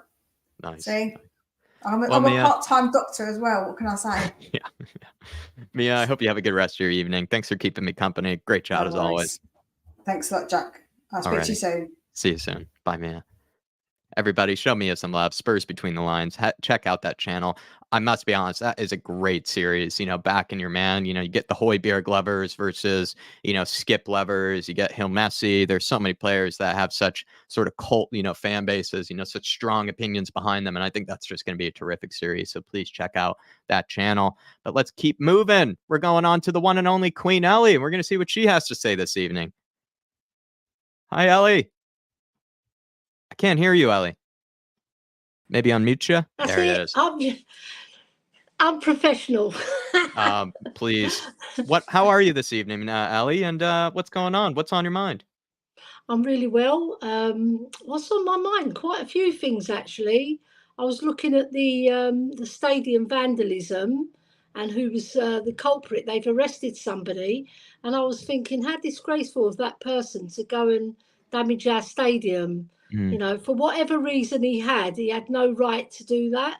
No. So that was one thing on my mind. And then the next thing was I'm looking forward to watching Ange Ball again, because I'm missing it. I'm like getting the jitters. You have to wait all the way till Monday, though. It's not even on Saturday. I've got a ticket, so I'm going to the match. They rearranged it as well, didn't they? So I didn't know that. We're playing on. It's a shame, really, that they moved it, because it's in the night time, and I hate night games, especially if it's raining. But you know what? I don't care. I'm going to be there supporting Ange Ball. Looking forward to all the players playing. I believe Sonny's injured as well, isn't he? So that's a bit of a bummer. I wish he was playing, but it gives Richie an opportunity, or maybe belief, if they want to throw him in the deep end. You never know, they might play Richie on the left and Belief in the middle. Let's see how it goes. It's exciting times though at Spurs, isn't it? It definitely is. It definitely is, Ellie. Just quickly, I feel like if anybody were to have stadium insurance, it probably was us. If anybody was going to have insurance on it. Yeah, I think Daniel's got that one covered, hasn't he? I think he dedefinitely was well prepared for that happening at some stage. Do you feel like I was asking people this earlier, and it's kind of a difficult question. Last year, Ellie, we were talking about crises, Spurs, they just can't seem to do anything right. Everything was going against us, from, maybe poor, recruitment to, a bad youth academy, to Paratici being arrested, all these different things just kept going wrong for Spurs. And now 8 months later, we're cloud nine. What's happened? I'll tell you, get in the Greek, isn't it? That's what I keep on saying. Get in the Greek and we fix everything, Look, his mentality and his ethos on football and his love for football is infectious, and you can see it spread right throughout the club. It's like a domino effect, So I'm really looking forward to what more is going to come, because he said this is just the tip of the iceberg. There's more to come, and come January when we strengthen, because we will definitely strengthen, because we need little tweaks here and there. We need better off the bench. But I'm looking forward to seeing what Ange has got planned for the team and how we're going to perform, if we're going to still keep our number one spot. It's all exciting times, whereas last year it was like, what are we going to do? We're going to play good one half and terrible the next, or terrible the first half and good in the second. It was, you didn't know what you was going to get. It was like life is like a box of chocolates. You never know what you're going to get. But with Ange, you know what you're going to get. You're going to get total football, players that go out and commit themselves on that pitch, and they work for him because they like him as a person and they want to work as a team. And the love, the team, it shows every single game, the love and respect they've got for one another, the way they high five, the way Vicario storms down the pitch to celebrate a goal, or high fives. And what Mia said when Arsenal scored and Romero accidentally kicked it into the net, like hit his knee, didn't it? It went into the net. So, and the first one to go to him was VDV to comfort him. You know, that shows really good team spirit, you know, to back your man, right? And we got to draw that game, and we could have gone and won it, you know. So I'm looking forward to seeing what Ange has got in store for us, because the way he talks as well, it's so refreshing to hear a manager talk just like a normal person, but he's just got that extra little bit of class when he's dealing with difficult questions, you know.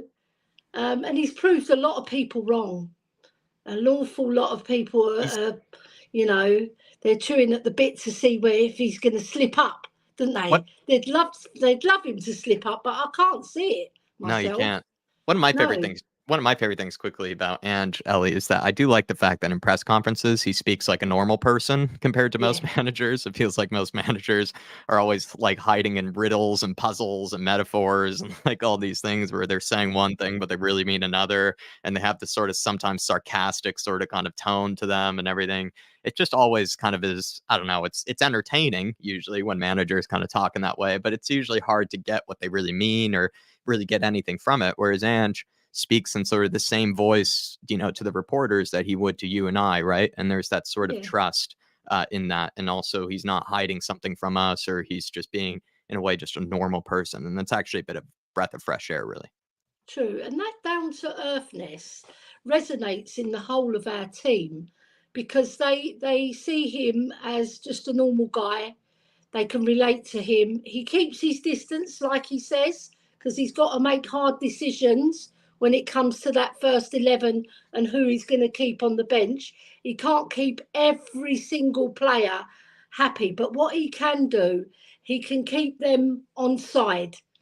And that's the mark of a true leader who knows how to handle people and how to manage the players, you know, when to put our arm around them, when to tell them off, you know. He's like a school teacher in a way. He reminds me of a school teacher as well, because he doesn't want to get too close, because then they'll start taking the mickey out of you. Because you have to still have that authority about you. Doing. Yeah. He does command respect up that. And also what I like about him, when he's talking to the players, like at the side of the pitch, he's very direct with his instructions. If he's not happy with something, he'll belt it out. Yeah, he won't just stand there, but he's got a calmness after it. You know, he's not one of these managers that belt it out and then they just can't sit still. He's very calm, and the players see that as well.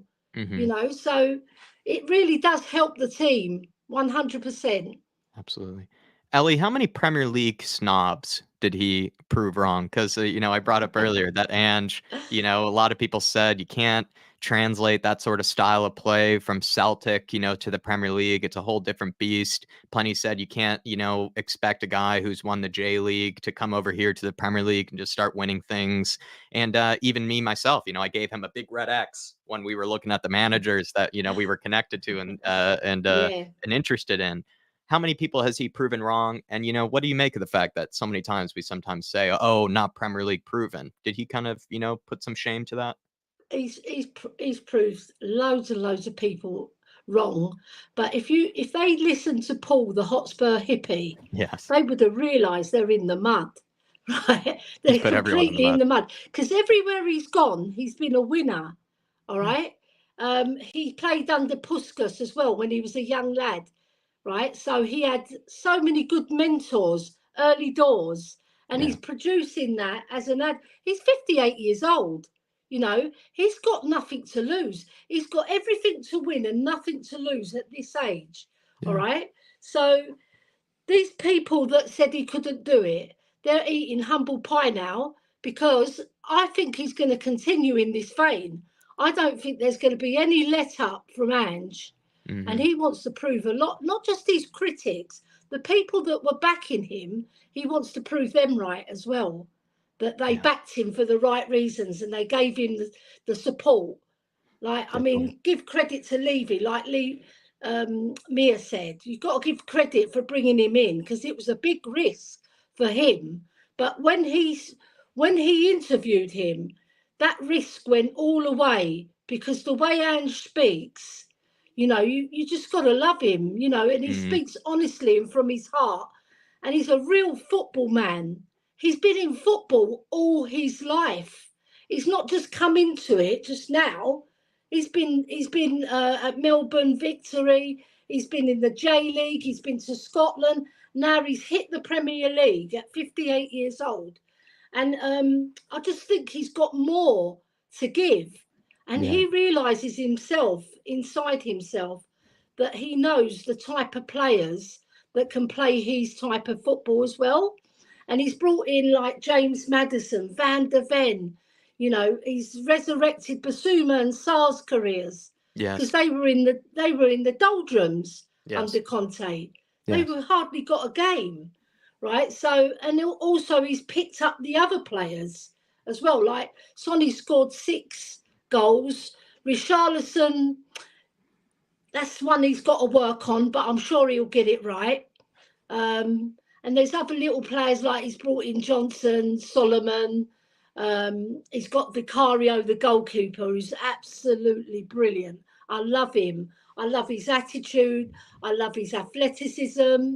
I love the way he celebrates goals. I like the way he celebrates defensive actions. Celebrates everything.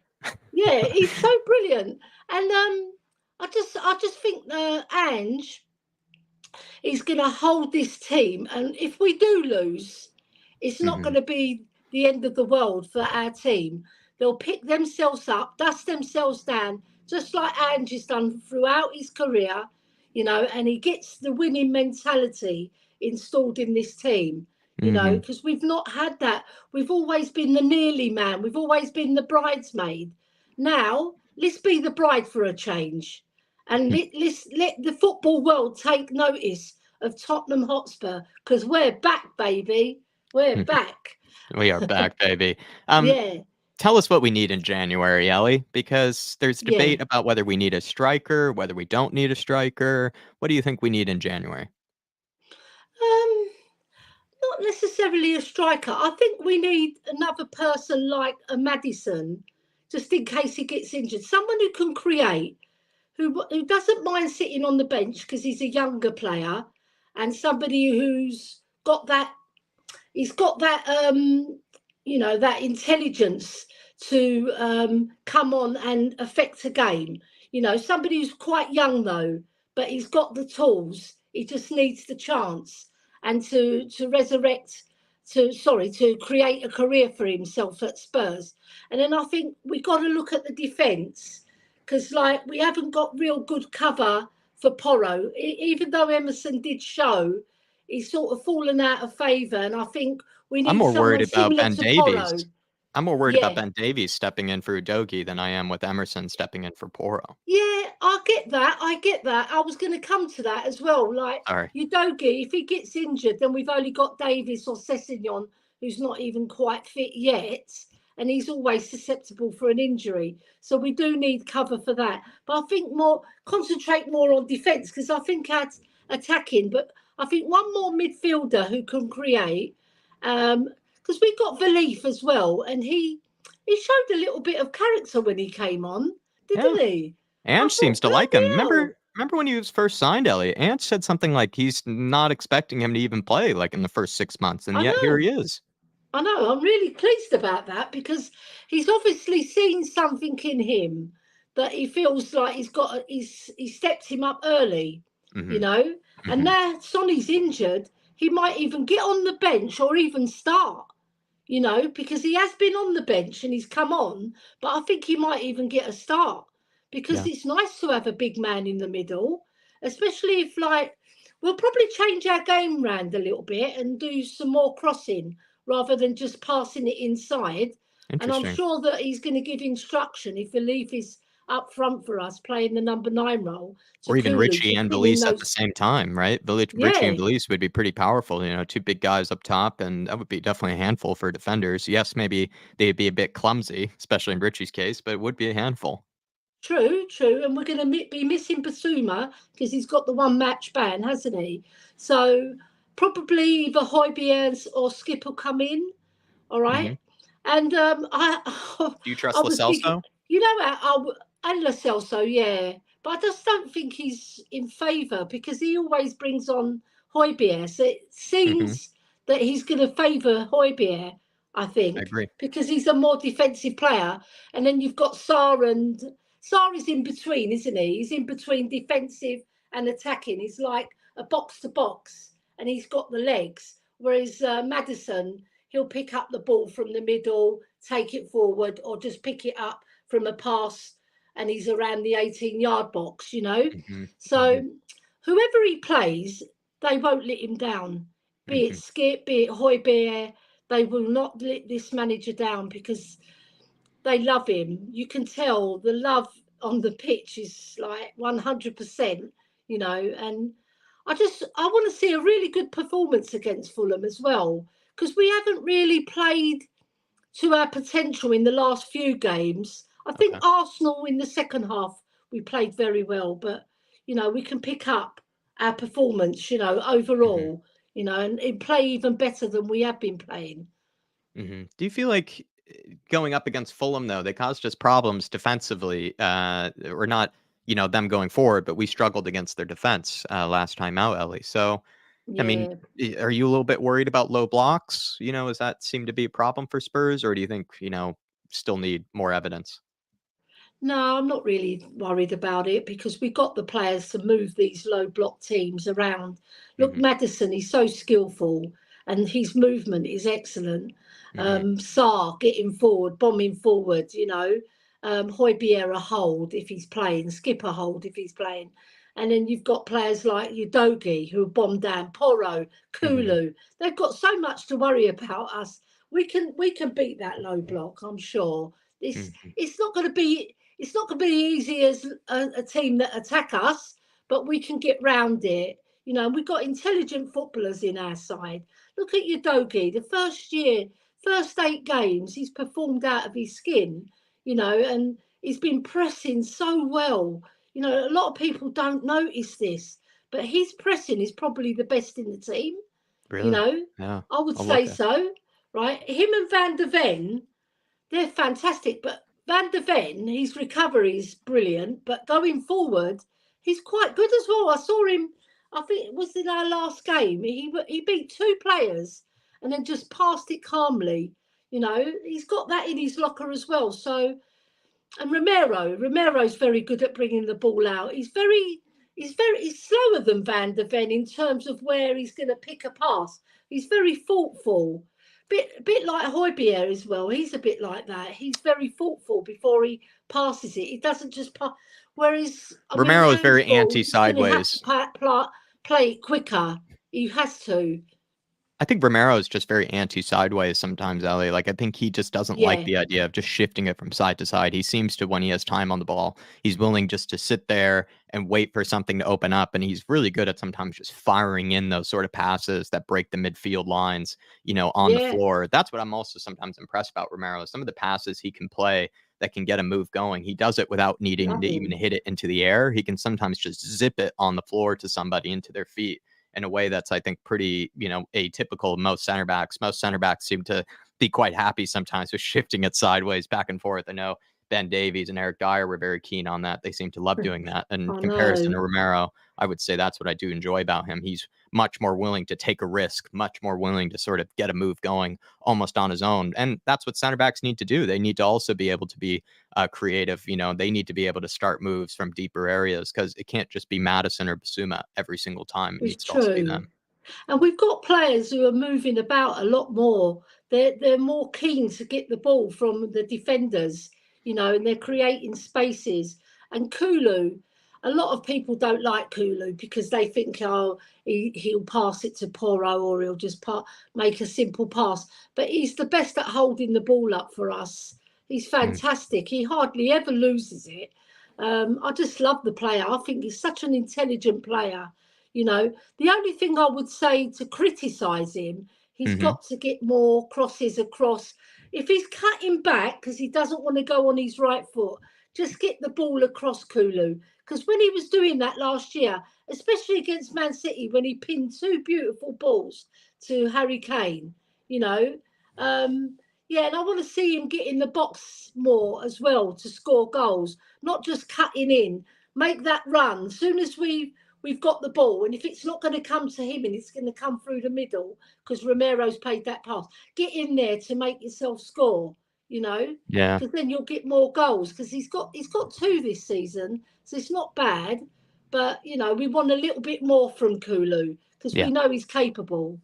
He's been so good in the creative department. It would be nice to see him also kind of contribute to the goals, of his own, a bit more, because I think you can't really complain much about him creating for others. He's been brilliant this season in that department. But I agree with you. Like, in his first season, he was scoring, these terrific, curlers from outside the box, and he was so ruthless even sometimes with some of the chances that he had. He was pretty impressive with how he was able to take them. And it's not like, he's bad finisher or anything, but like when we first signed him, he was just scoring at will and also creating at will. I think his creativity is back, but would like to see the scoring come back. Yeah, and he's not as slow as people think he is. He's got a little turn of pace.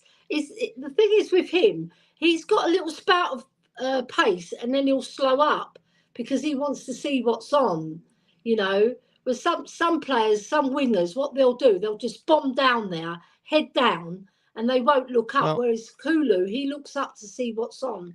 What he needs to do more, though, is not pass it back to Porro, get it across. Because when Porro did that and he came and joined the attack, he span it across against Liverpool, and we got an own goal from it. True. Just put it in there. Yeah, we need to, just put it in there, and you can cause some chaos with that. No, it's a good point.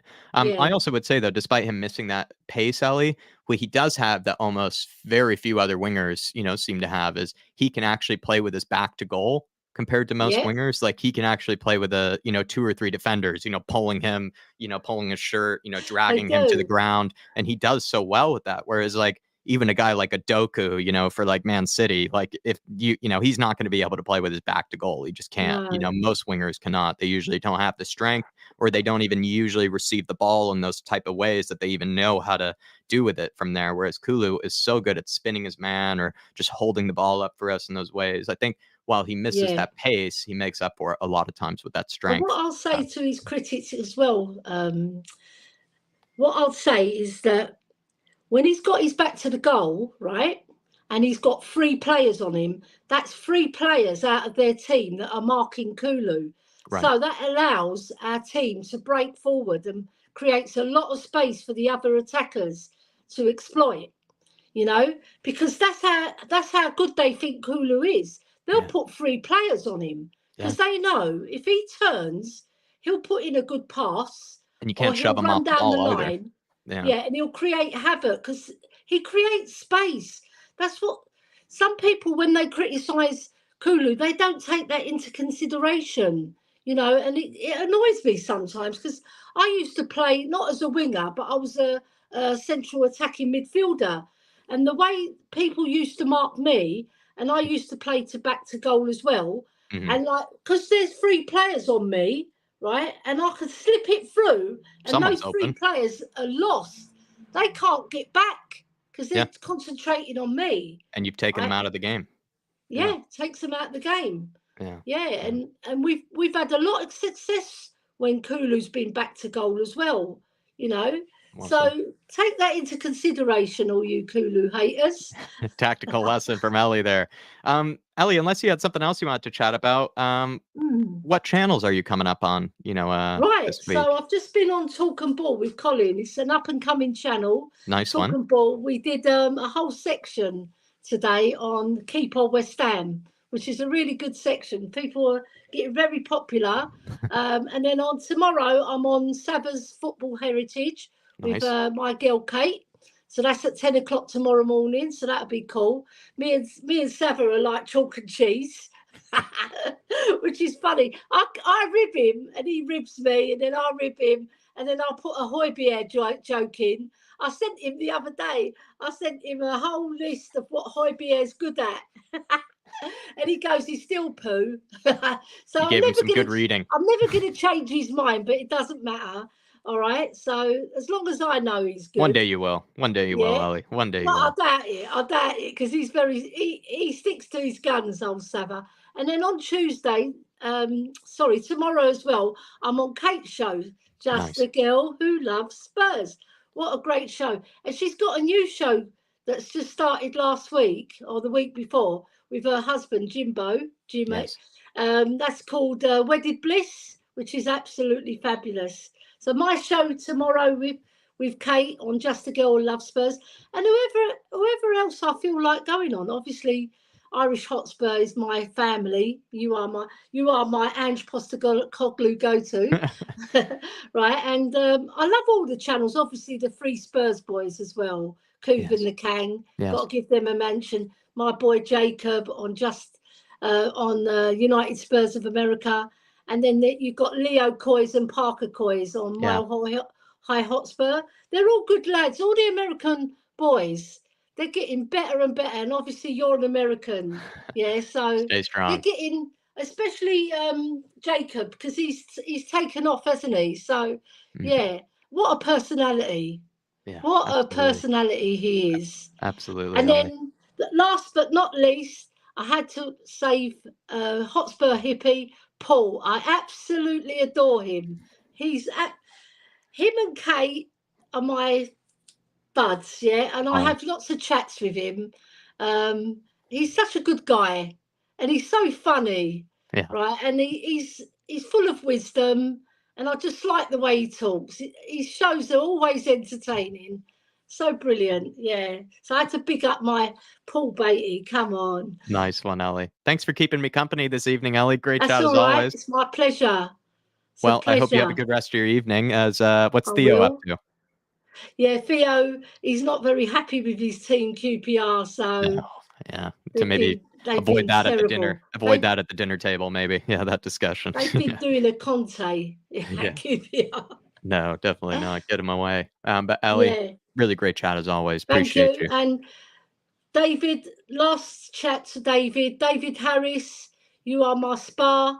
You are my inspiration. I love you. I hope you get better. I sent him a message today. He replied to me.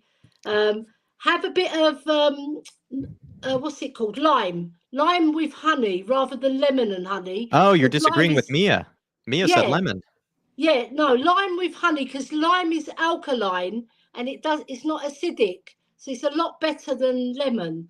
But lemon's been used as well because it kills the bacteria. So a little drop of lemon, but more lime with honey and hot water and a bit of Irish whiskey. There you go. Wash it down. Nice one, Ellie. You've got to get the Irish whiskey in there, Dave. Nice one. All righty, Ellie. Take care, everybody. Have a good night. Come on, you Spurs, and come on, the Irish Hotspur. Come on, you Spurs. Nice one, Ellie. Bye-bye. Have a good night. Bye. Everybody, show Ellie some love, please.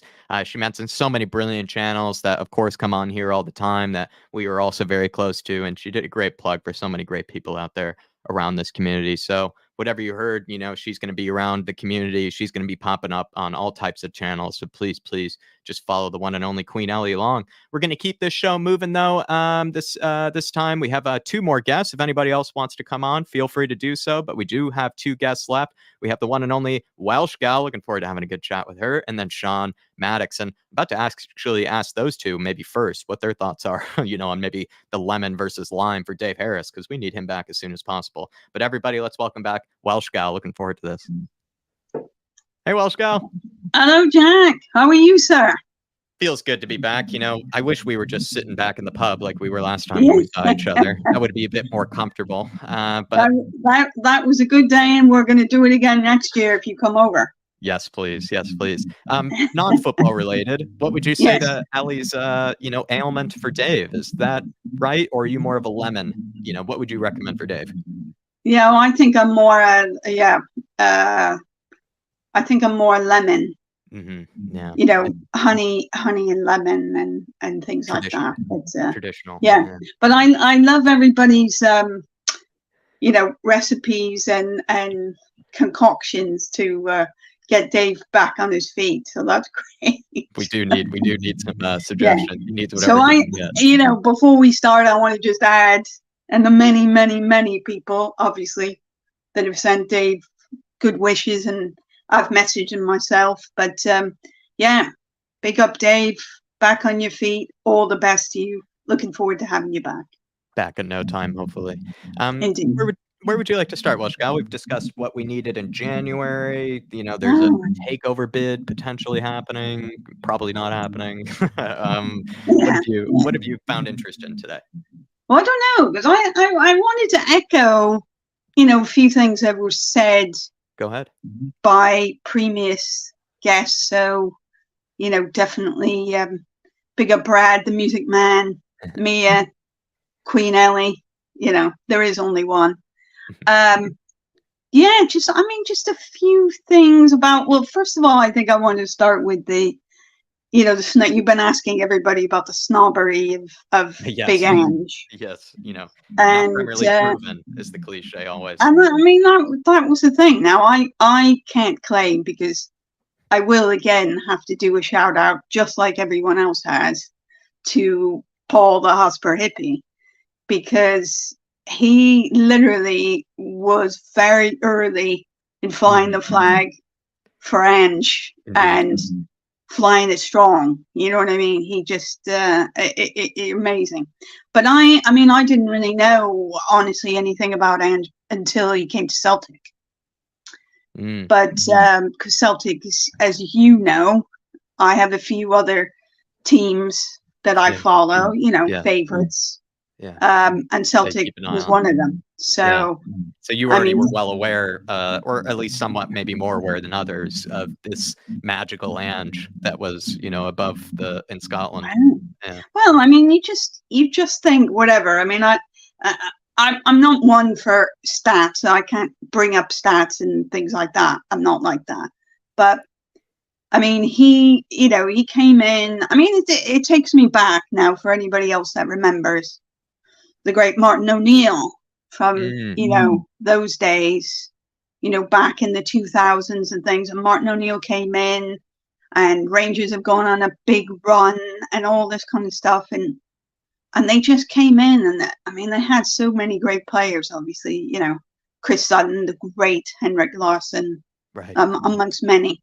And they just absolutely turned it around. And I think there's a 6-2 match from 2000, which is one of the best matches, and I've watched it on YouTube many times. But I think Ange was very similar to sort of that, coming in and just laying down a marker.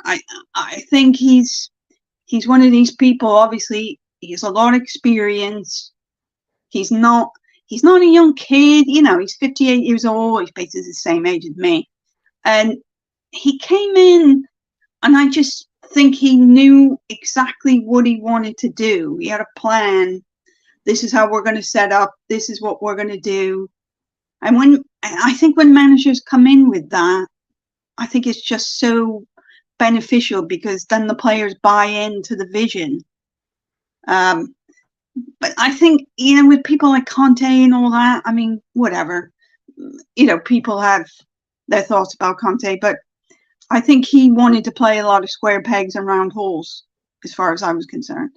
Yeah. But oh, now you're going to be a winger. Oh, really? Some of that stuff is really difficult. But anyway, so, I think Ange is one of those people that he's just chugged along quietly. and just, he's won so much, and they were saying no other managers won the Manager of the Month twice in their first, time in the Premier League. I mean, that's impressive, isn't it?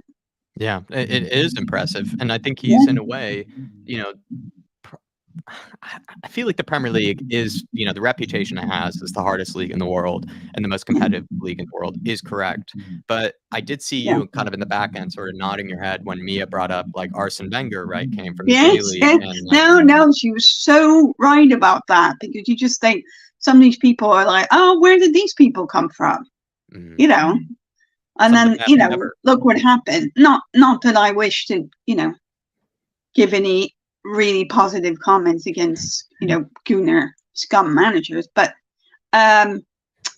it's just one of those things. And also you have to think, as we talked about before, you have to think some of these fantastic players who then go on to become managers, it just doesn't work for them.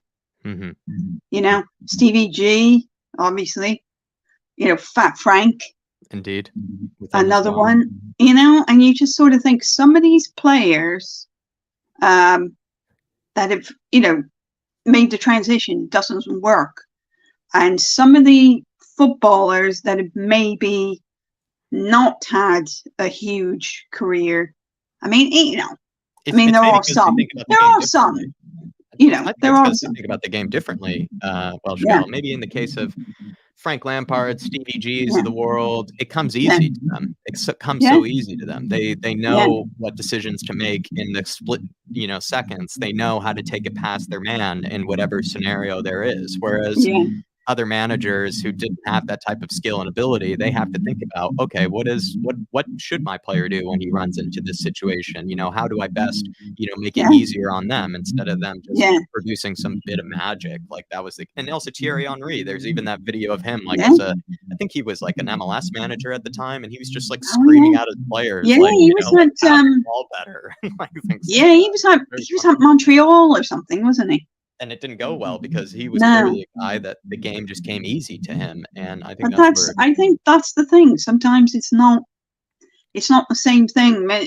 Obviously people that are really good at things sometimes can't teach or can't impart that to other people. It's just not a skill that they have. But I think, some people obviously who had obviously good careers turned out to be the best managers. But I have to say that I think somebody like Vincent Kompany, I think is a very good player to manager. Obviously, he's struggling a little bit back in the Prem, but I mean, when he came into Burnley, he just completely turned them upside down, and they were just smashing it. But anyway, but that's enough talk about other players. I think that's the source though to maybe player or managers like Ange. I think and De Zerbi as well. I think sometimes some of the better minds in the Premier League will have to come from elsewhere. They will have to be people that we perhaps have never heard of and are going to maybe step up and prove a lot of people wrong. And I think De Zerbi has done it recently. Ange has done that. And you even look at other managers, I think, around even Europe in general, like we're not always, the most talented or even that well known in the first place. And they come out and prove a lot of people wrong. That's what it's all about. And also too, I think, that's how football works, where like there is always a new genius, just around the corner, another new. Well, that's it. That is because everybody, and then all of a sudden everybody fawns over them. They're the greatest thing next to sliced bread and all that kind of stuff. So I don't know.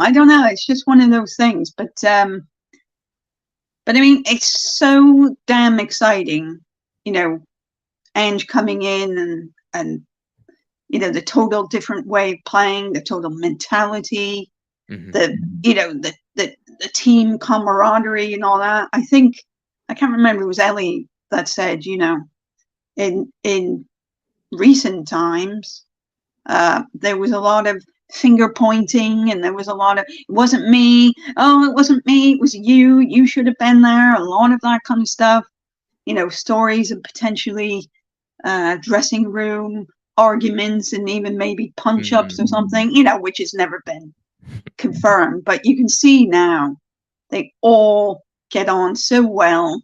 They, they support each other. They love it. I mean, on the pitch, it's absolutely amazing. And, I mean, teamwork and all that is so huge. But I think, Big Ange coming in, first of all, and saying, look, here's the thing, naming Sonny captain, naming Madison and Romero vice captains and things like that was such a huge confidence builder. And I think people were like, yeah, this is great. Because obviously, I don't know anything. It's only what you hear and what you read. But, that old leadership group, I think that was, when it was kids, they're always like, tattling and telling on other people and being bullies and things like that. And I think he came in and he was like, that's it for that. They're out. And he obviously sat back and just watched. I think Ange is a brilliant observer. He may not always comment or whatever. And I think people always wonder about that. He's just standing there and he's really calm, but he's taking everything in. And he sees. Yeah, go on. No, I was going to say you were making a better point, but when you see him like just kind of analyzing and taking everything in versus some of the managers he's come up against recently, like Arteta and Jurgen Klopp, who were sprinting up and down the touchline, pointing every which direction. He's the complete opposite. It's quite funny. Yeah, I mean, I don't know. You don't have to lose your mind, do you? You don't have to. Some of these people just embarrass themselves. It's a bit performative. It does come across as, and even Antonio Conte, we had it, and I used to love it. Believe me, I used to love the constant pointing. Stand here, point. Move there. It's quite funny to see them think that they can control the game in that sort of manner, from the sidelines. Whereas Ange, just sort of lets his players go out there and do what he's been instructing them to do. He almost looks so stoic, actually. Well, he does, because he knows. We've worked, the Spurs have worked on these things, in training. His message has come across. He obviously has meetings and things like that. And as far as people can say, I think he's an absolute straight talker as well. So when he came in, I think he was like, yep, this is great. I like what I've seen from you. Here's what we want to do. And maybe to other players, it's like, sorry, you're not in my plans. If you want to find another club, or maybe we can get a loan for you. But I think I would say in football, like almost anything, when you're in a job, you always want your boss to be straight with you. You know what they want. You can you can just take it up, and I don't know, feedback and that kind of stuff. Being on the same wavelength is so important in life, not just in football. You know what I mean? No, it is. It totally is. I was going to ask though, Alison, I brought that up earlier, that he speaks so normally, like, and with that, it's nice to know that he won't have some major hissy fit, like sort of, blow up at some stage, where all of a sudden, he just loses his mind, and then all of a sudden the next day we don't have a manager anymore. Like that's not going to happen, like other managers do, weirdly enough. No, and I think somebody else touched on this as well, but I think, when he does the press conference and stuff, and you have some of these guys in the press and all of that, and some of them are like, oh, let's do a wind up, let's ask a question, oh, let's see if we can get under their skin, let's see if we can act, and Ange just repels that like it's nothing. And then people will try to ask like a jokey question and stuff like that, and he's got a sense of humor, Ange, but I just love the way he's just, people just say something, and it, but like, oh, what about this? Ha ha ha! And Ange will just go, I don't think so, mate. Yeah, it even feels like if you want to even try to catch him, like sometimes journalists will try to say like, oh, well, he said this, last week. He seems like a guy that even if he were sort of caught and saying two different things, he'll almost like still embarrass the journalist and whatever he might sort of come up with. Even recently, it felt like, whoever it was saying like, ha ha ha, there is a pecking order. And I was like, oh, I don't really think that's what he meant. I think he was still, kind of, pointing fun at you actually, and sort of believing that there is.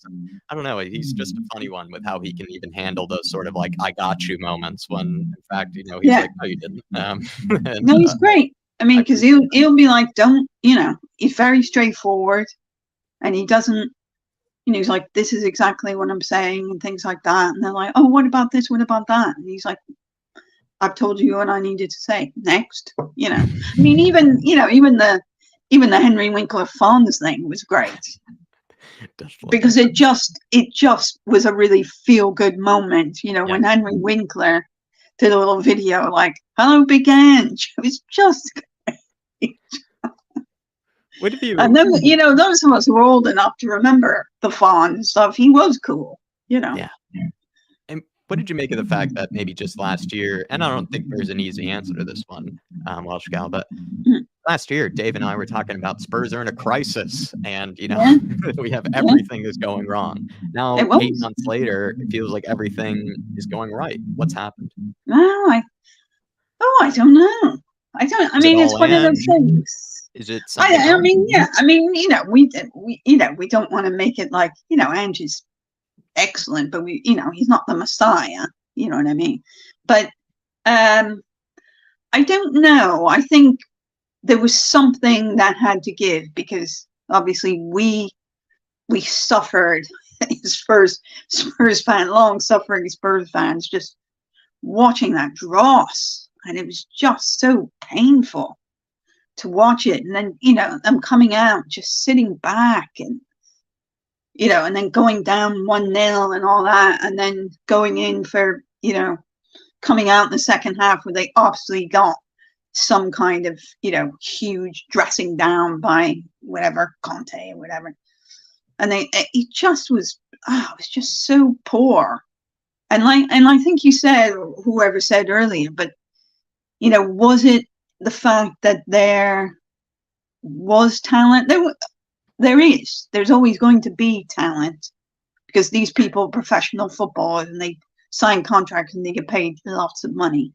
Mm-hmm. So, but I think it was just a question of how people were used, and people just put in the right positions and positions that they were comfortable in. Mm-hmm. And then obviously adding people, and, you know, confidence is a big thing. You just need to have confidence, because if you do, you're banging them in left and right. And then people that are on goal droughts, you know, they're begging to get a goal. I mean, like Richie. Yes. You know, Richie's just, he's a hard working guy. You know, he's so dedicated and all that. And he just tries, but he wants it to come so bad. And that's the thing sometimes, when you want it so bad, it just won't come. Mm-hmm. 30 million offer comes in the door January. Would you take it for Richie? Would you give up on him? I think that's even harsh to say it that way, because I think there's a lot of reasons to give up on him. You know? Because I just feel like other players. I mean, I remember, you know, you hear stories about, you know, Crouchy and things like that, talking about goal droughts, and, you know, where they're just thinking, I can't buy a goal, you know, I can't hit the side of a barn and all that. And then it just sort of happens, you know, maybe you just relax a bit and it comes, and then it just starts flowing. It's just about the confidence, really. I don't know. That's a really hard question. I know a lot of people are like, get rid of him, sell him, he's a failure, but I don't know. He might come good.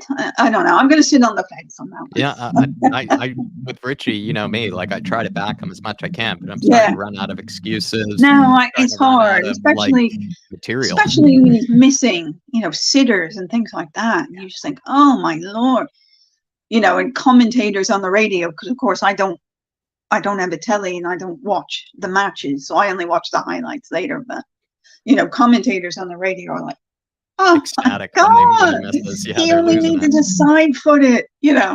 Yeah, and because they also got to they have to describe, you know, how he's missing it, you know, too, over the radio, and you can probably get, you know, a glimpse of at least, you know, what's been going wrong in his case. And it's also hard with him, just quickly, is that recently he's been missing sitters, but I actually think he's been playing better, which is also confusing. No, it's true. Well, he's contributing more and creating chances for others, but he's not even burying the ones that are given to him. So no, I know it's a hard one. I don't know. I mean, it must be a very hard thing when you're giving a ball like straight to your feet in front of goal. Sometimes I think people overthink it. And instead of just burying him, and that's what all the great strikers do. They're just ruthless in front of goal. They're poachers and things like that. And they go in for the kill. But I think sometimes people second guess, should I do this? Should I change foot? Should I try to pass it off to someone else? And it's 1 second and that opportunity's gone. Yeah. No, I'm with you there. I really am. Yeah. I had another question though on what we actually might, related to Richarlison, what we actually need this January. What do you think?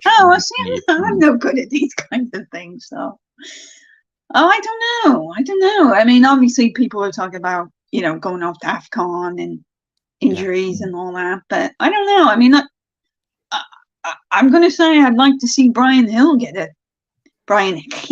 as we have to say. I'd like to see him get a shot, because I think he's been shortchanged a bit, bounce back to Spain and come back and all this kind of stuff. He's too small and all this kind of stuff. Oh, every time anyone says that, I will always say 2 words: Luka Modric. I just, literally, he was just here. He was literally about 10 minutes from my house, last night or whenever that match was. Yeah. Some even try to say that Luka Modric was somehow like even more built than like Hill is. I actually disagree. Like, I think Luka, like what his thing is that he's just more fearless, like about like he could take a hit from a guy and then still just bounce straight back up and then be able to keep playing and keep, rotating. And he's also one of those players that he's so good that even if he's a bit small, you just can't get near him. Right. And I think Bernardo Silva is a bit similar too. Like you just can't really get the ball off of him. He's just that annoying with how technical he is. Messi's small. You know what I mean? Messi's small. I mean, look at what he's done. So, it's not. But I'd like to see him get a chance and all. Things like that. That would be really good. But do you agree with Wayne? Wayne was thinking like he's not the same as Perisic, but he could be somewhat similar in kind of taking it down the left hand side. Maybe you throw him. No, I think he could really do something. Well, I mean, we'll have to see. I mean, obviously he's done well in his his loan spells in Spain and things like that. But obviously it's a different game. But I mean, it is his last chance, though. Like, even if you think he's been a bit hard done by, he's kind of been around, already. Well, yeah. I mean, obviously he's injured. I mean, these things happen. But yeah, you're not going to have somebody you can't keep. You don't get as people have always said. There was always like, oh, he's a good guy and all this kind of stuff. You just can't think that. Top teams don't think that. If you need to move somebody on, you move them on. It's ruthless business at the end of the day. It is, I'm afraid, to compete at the top. But look at where Spurs are now, at the top. Above the scum, above Panland Pep, as I like to call them. Liverpool. They're all, Spurs are staring down at the other teams, and a lot of the pundits and they just don't know what to do with themselves because they don't like the order, the status quo to be upset. They never liked it, back in 2015 when Leicester won the league. No one could explain that. Oh my God, this is strange. It's not going to happen. It shouldn't happen and all that. And Chelsea were like, I can't even remember. They were something like 12th or 14th or something. People are like, this can't happen. I feel like it's nice to be sort of in this cloud nine, mentality once again, because it's been a while. It definitely has been a while since, we've been at least far away from a lot of the stresses and vigors of being a Tottenham Hotspur fan. Was there any other sort of topics that you had on your mind? No, I'll just say on that, there's nothing better than going into your office or your place of work, wearing your strip and giving other people stick. There's nothing better than that. The amount of stick, people always go, you know, you go, oh, football, yeah, oh yeah, I like football. Now, who's your team? Spurs. Oh God. Yeah, right. Because we're always hated as well. Yeah, and I'm just like, right, okay, you know, and people are like, oh, well, I'm an Arsenal fan or something. These are people in work, and I was like, don't make me fall out with you, is what I usually say.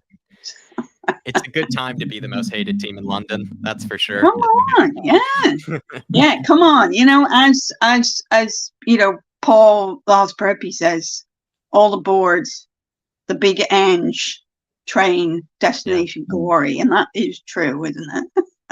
And also, one of the best things I've heard from us this season is that he's given us, you know, the license to get ahead of ourselves. You know, the license. Yeah, I love that. Which I think is also just brilliant to hear. I love that. It's a bit of fun, and then so what? Who cares? You know. So I go, oh, you were going to do this, and it doesn't happen. Okay, so what? Yeah. You know, it's just a bit of fun. It's a bit of excitement. This is what we were all crying out for, and now we have it. So let's enjoy the ride and not, what if this happens? What if that happens? What if someone gets injured? Let's just enjoy it. Yeah. It's great. Keep enjoying it. And Welsh Gal, I hope you enjoy the rest of your evening. Being healthy, you know, have any IPAs or anything, you know, lined up or anything? Well, I had a nice Welsh IPA for the match against the Itches. Nice. Oh, that's right. That's right. How did that game go? Who performed well? Who performed well for Wales? Oh, I hope maybe I'll give her a sec, see if she can finish that answer, because I do want to kind of hear how Brennan Johnson did if he was given any minutes. And I also am, funny enough, a bit of a Kiefer Moore fan, just because I do like to get it launched up to a big striker every now and again. But I'm not sure what happened there. It seemed like maybe she caught off for a sec. I'm going to give her just a second, though, because I do hope that she gets maybe an opportunity to finish what she said there. All aboard indeed, Daniel. All aboard indeed. That's absolutely right. All aboard indeed. Cynical Dad, good to see you, saying the media love to slate us and see us fall short. I agree. And like I said, you know, it's the best time to be the most hated team in London. Sorry about that. I was asking you about Wales. Yeah, can you still see me? Yeah, I can still see you. Everybody sees and hears you. Sorry. Yeah. I think my phone is losing some juice, but sorry, we'll wrap up quickly. But who played well for Wales? Did Brendan Johnson do all right? No, but Brendan Johnson, I don't believe was playing. But but anyway, it was Harry Wilson, which was great, which he scored basically both the goals, and also Evan Ampadu, which is a great player. So I mean, we have some good. Oh, give me one more sec. We'll talk to Sean in just a second here, but he's saying, honestly, Johnson resting is probably better. Yeah, I guess I forgot about the injury. I don't know why I even asked that question. You know, Sean, you're actually right. I totally forgot that he was even injured to begin with. And when I think about it, though, Wales, I feel like they have a good... Oh, here she is. Right, I'm going to have to go now because I got no juice, but it was lovely, lovely to speak to you, Jack. You as well. Big up to Dave. Big up to all the Harris Army. Come on, you Spurs. Big Ange. Come on, Welsh Gal. Bye, everybody. Have a good night. Great chat. Thank you. Bye, Jack. Have a good night. Everybody, big up Welsh Gal in the chat there. She also kept coming back to sign off as well. That's absolute legendary professional work there to, you know, keep coming back, keep pushing through, you know, the complications with the phone, and still came back to, you know, give her goodbyes. I thought that was a great chat as well. Great chat. But let's go to our last guest of the evening, or at least what looks to be our last guest of the evening. If anybody is holding on to that link, feel free to use it now, because I am at least treating Sean at the moment as the last guest of the evening. And if he is going to be it, then so be it. Would love to have a chat with him. But anybody, like I said, if you have been holding on to that link, just for my sake, please, would be a great favor just to click in right now, because I think I'm about to take it down. But Shawnee, let's have a chat. How are you?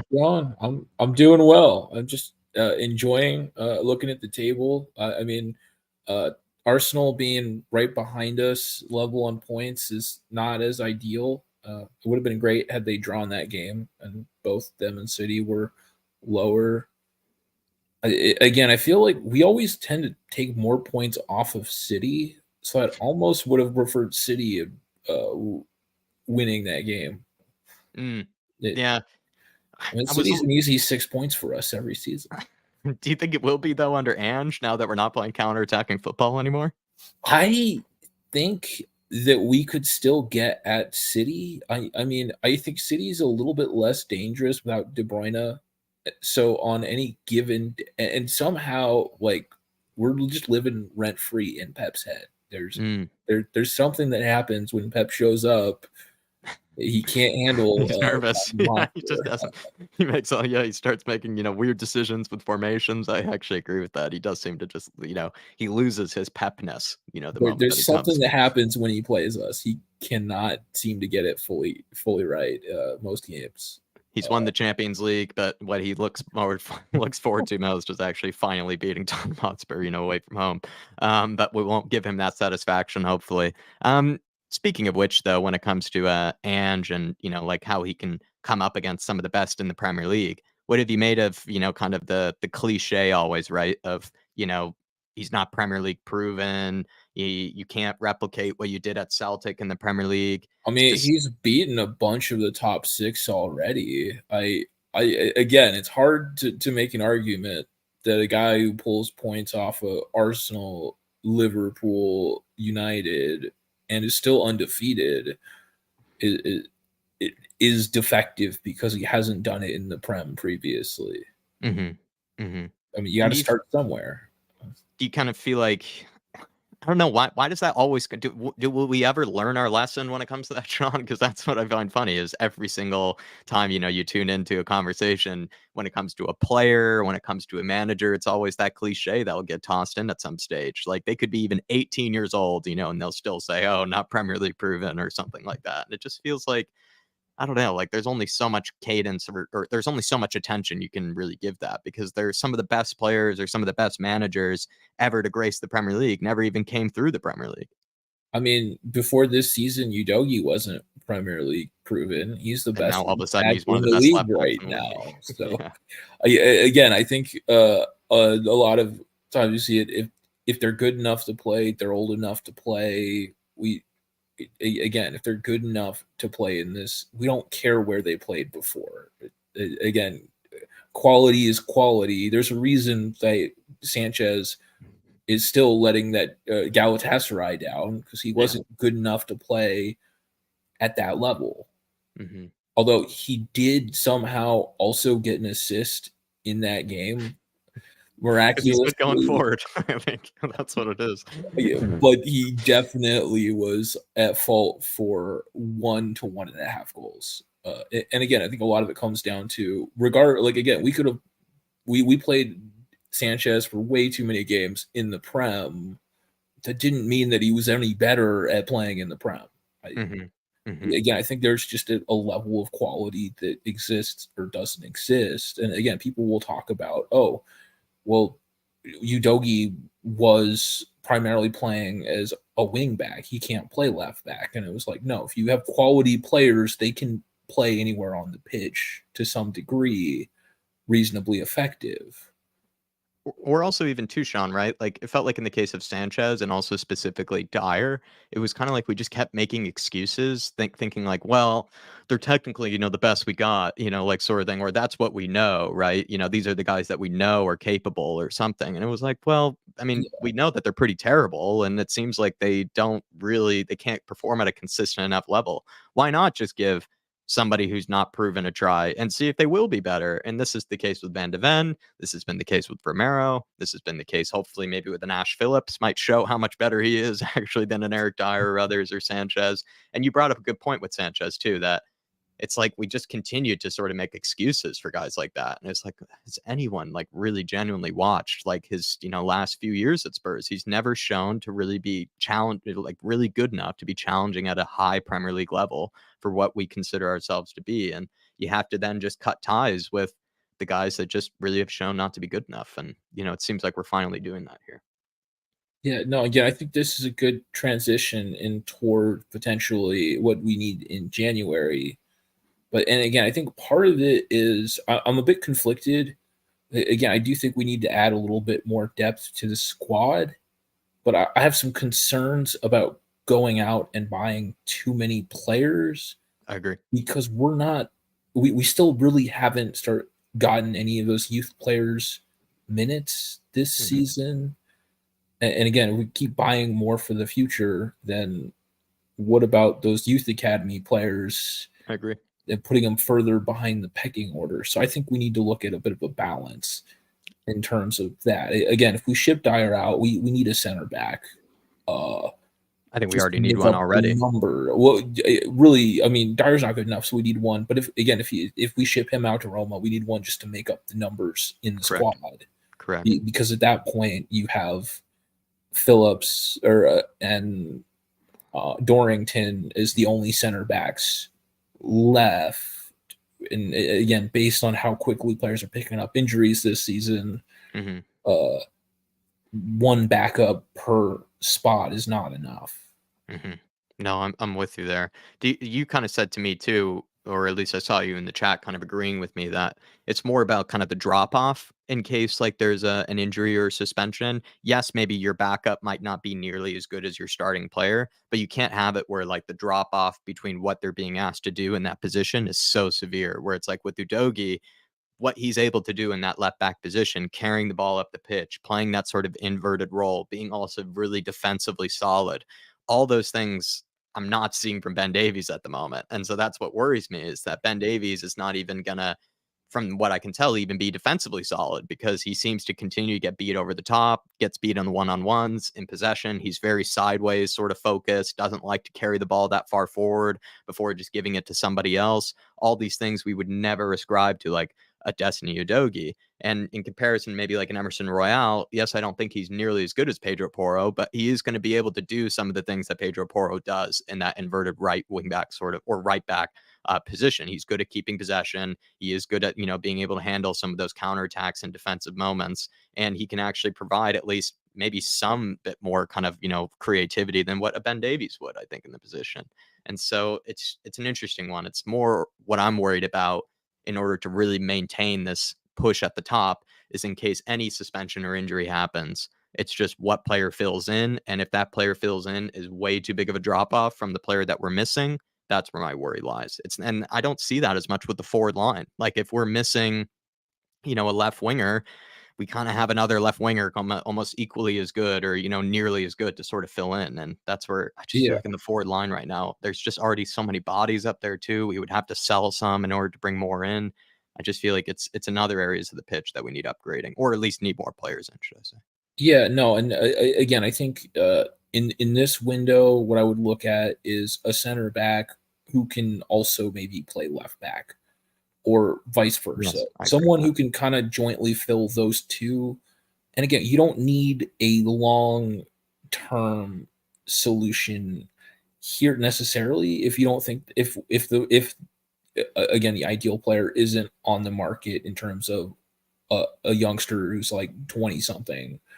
You could go in, you can get someone who's like 27, 28, and if you can get it at the right price. Understanding they'll be here for a few years while we continue to work toward getting in some of those players. I just don't want to clog up the path to the academy.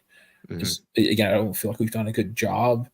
Other areas, we probably need another center mid depth-wise, particularly because when the AFCON comes around, I mean, if both Sarr and Basuma are out, there's a sizable gap there in quality, and also just number-wise, because assuming that there's another injury at that point, then we really don't have any subs or things in that center mid role. But I also think, again, we need to start bringing some of these youth guys in and getting some minutes off the bench or something, because that's part of the thing is maybe if we don't have the perfect backup in the transfer window, if the youth guys at least have some minutes, then they're not a deer in headlights when they get thrown into the Prem debuters. Would Skip be one of those guys that you think is too much of a drop off, or do you just feel like we gotta see if he can prove us wrong, or that he can do it? I mean, I think Skip needs another loan spell. He needs more minutes. I think he's still developing Mhm. He's not quite there. I would almost consider loaning Skip out In and January. bringing in a short-term option Mhm. or potentially a longer-term option. But I would almost consider trying to loan him out and bringing in one, maybe bring in a permanent option with a little more creativity. That's And what I think then about Skip as well. I actually think like I know a lot of people, especially I know Paul Markey and Dave. So they kind of have given up on Skip. I sort of am leaning towards that. I just feel like I agree with you. Like the minutes that he was given last season, he was given a lot of them last season, I think, and he didn't really take advantage of them, or at least wasn't as impressive as he could have been. And then this season, he's not really going to get that many minutes. Like, let's just be honest. He's kind of sort of last in the pecking order from what we can tell, kind of when it comes to the center mids that are brought on. He always seems to bring on Højbjerg first. And then he looks like he'll look to bring on maybe like an Emerson or someone else even before like bringing on Skip. Like Skip seems to be kind of a more of a tertiary kind of like third sort of thought, when it comes to kind of the impact sort of subs. So I'm with you. I again, think he needs like a you loan always to want to Spain or root. something like that. Yeah. You always want to root for those academy lads, but again, Skip's not at the level he needs to be at. But that doesn't necessarily mean he's entirely a lost cause. Again, I think a loan spell gives him a chance to kind of come back next year, and really then a final decision probably needs to be made. But again, him sitting around here not playing is not helping him or us. Would you sell Richarlison if given the chance this January?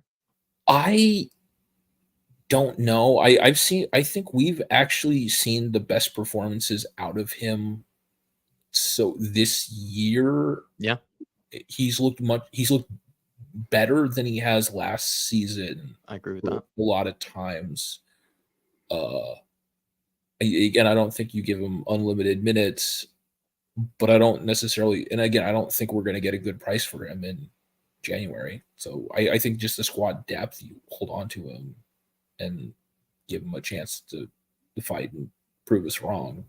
Again, he's had better performances, and I also think that as a sub off the bench, just that energy and pressing when we're trying to close out a game could actually be helpful in some of those grind out games. If we're a goal up and you just put him on and tell him run around and terrorize the other team's defenders for 15 minutes. I also love getting it launched. And, times when I heard about, or Ellie brought up, like Alejo Valise, coming on. And I was like, what if you threw Richie and Alejo on at the same time? That'd be kind of fun, to sort of really change tact. If ever need be. Again, Richie needs to be much more clinical. Like there's no excuse for a forward player finishing at his level. But at the same time, like his actual pressing is phenomenal and has resulted in us winning some of those balls back. So, and again, he's had a few key assists. So again, I think there's more positives to having him here than sending him out. But at the same time, if Hill Messi is healthy, I'd give him a chance. Because again, I think we really haven't figured out that ideal kind of front three. And what's Sonny's best position then? Do you think? Is it been at striker or has it been at left wing? Because that's kind of important if you're trying to figure out what the ideal front three is. I think in Ange's system, it's probably striker. I think Sonny's phenomenal as a threat on that wing, but he's not phenomenal at crossing, and sometimes he's hit or miss in terms of the dribble. Like he was phenomenal in a counter-attacking system for that ability to get in behind and cut inside on that left wing. But in Ange's system, he doesn't have as much space in front of him that at this point, his best attribute is how clinical he is in front of goal. So I would probably leave him at striker. Yeah, it's just like for me at the beginning of this season, I think most fans probably had Sonny as their top scorer and probably had them as the guy that we needed to really get the most out of if we really want to be challenging around those sort of top places, anyways. Because you do need a guy that you can rely on to score in the big games, as well as just take whatever little chances sometimes might come your way. And guys like Richarlison, guys like maybe a Kulusevski, others, they I think are great players and can contribute, but they're not as nearly as ruthless as somebody like a Sonny is. And so we need whatever position best suits Sonny for the system. For right now, it looks to be the number 9 because I actually like how he presses even from the striker position. I think he's been very good. Again, I think until you get Valise potentially more established and have another really solid option without Kane in this team, you kind of need to run Sonny through the center, as we need that finisher to put away chances and kind of bury games. Because again, I think it's just kind of the way that Ange's system works is that the wingers have a slightly different roles that don't suit Sonny's skill set as well as kind of that central role. Yeah. And what does it feel like to be on the right track again, Shawnee? And what does it feel like to be the most hated team in London, but you're happy about it?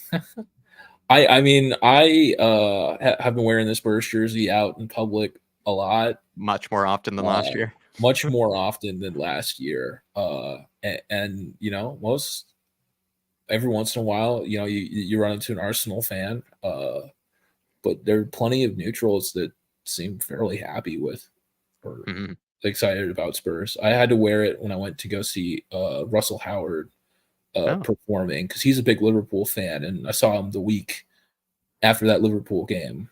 So mixed reactions from the crowd. Was he crying on stage? I don't think he could quite see it. It was a little too dark. Oh, okay. But, maybe if he saw it, you would have maybe drawn up some memories from him for sure. My hope was that he saw it and he was just slightly reminded of Liverpool's disappointing performance. Definitely. Was there any other kind of talking points you had for tonight, Shawnee? Takeover bid? Do you care at all? I really don't. Again, I think that. Do you even believe in it? Like, if you were to get a percentage? I just don't see us or management selling. I was looking at kind of what I saw from the United one, and their valuation appears to be about £5 billion based off of the offer for the 25% stake. There's no way that we're 80% of the value or 90% of the value of Man United as a club from an investment point of view, just how big that brand and revenue streams are from that United team. I just don't see Levy getting his valuation to a point that he's willing to sell based on the United valuation.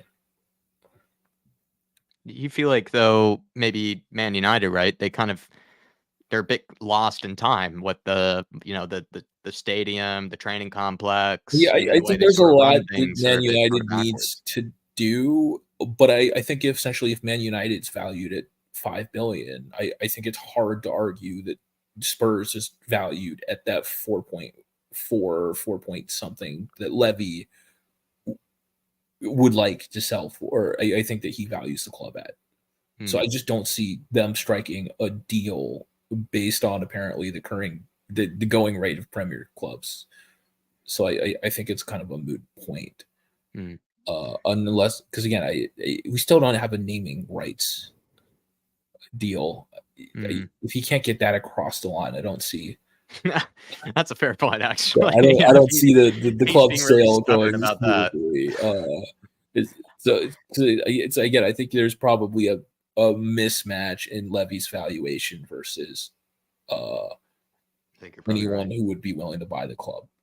I think you're probably right. Well, that's all kind of the questions that I think we've gone through today, Sean. So like I said, unless you had, another sort of talking point quickly, then I guess the only I guess the only other thing is I'm just kind of excited to see a little bit more from that academy, and I really hope that Ange kind of pushes that forward. How can he do that? Could he I do mean, that in the next few we weeks? have a easier run of games, and we have, again, the concern for me is the sheer amount of injuries in the league itself. People are playing too much football. Mhm. And I think that the best thing Ange can do is to try and give some minutes to some of these youngsters. And Mhm. look, again, we can't afford Matters to go down on a long-term injury, which will happen if we force him to play every game. Mm. That's where we need to bring in the Don Bomb. Yes, definitely. So Need some drama. I think that that's maybe what we need to start seeing in January or kind of November, December, is some of those youngsters getting 10 to 15 minutes off the bench. Partially because, again, I think that'll signify a change in philosophy for this club a little bit. We're seeing bits and pieces, but that's the one thing that's kind of, I think, been in the background that really hasn't pushed forward, is that the bridge between the academy and the first team. Yeah. No, and it's never been bridged. It's never been easy for them. It's almost been a losing battle for them often. And it's nice to actually see that there is slightly more of a pathway, but it would be beautiful to see that really start to take shape and really start to take hold. We're seeing the quality there when we're watching those U21 games. Like, there's some phenomenal talents, and again, the concern, I think, is that if we don't give them an opportunity, someone else will. Yeah, definitely. So, Definitely. hoping that we see that at least a little bit. And again, even if we don't give everyone an opportunity, if you give 2 or 3 players an opportunity, that lets people know that one exists and gives them some more motivation to keep fighting for it. Because I think in recent years, that's been one of the biggest problems.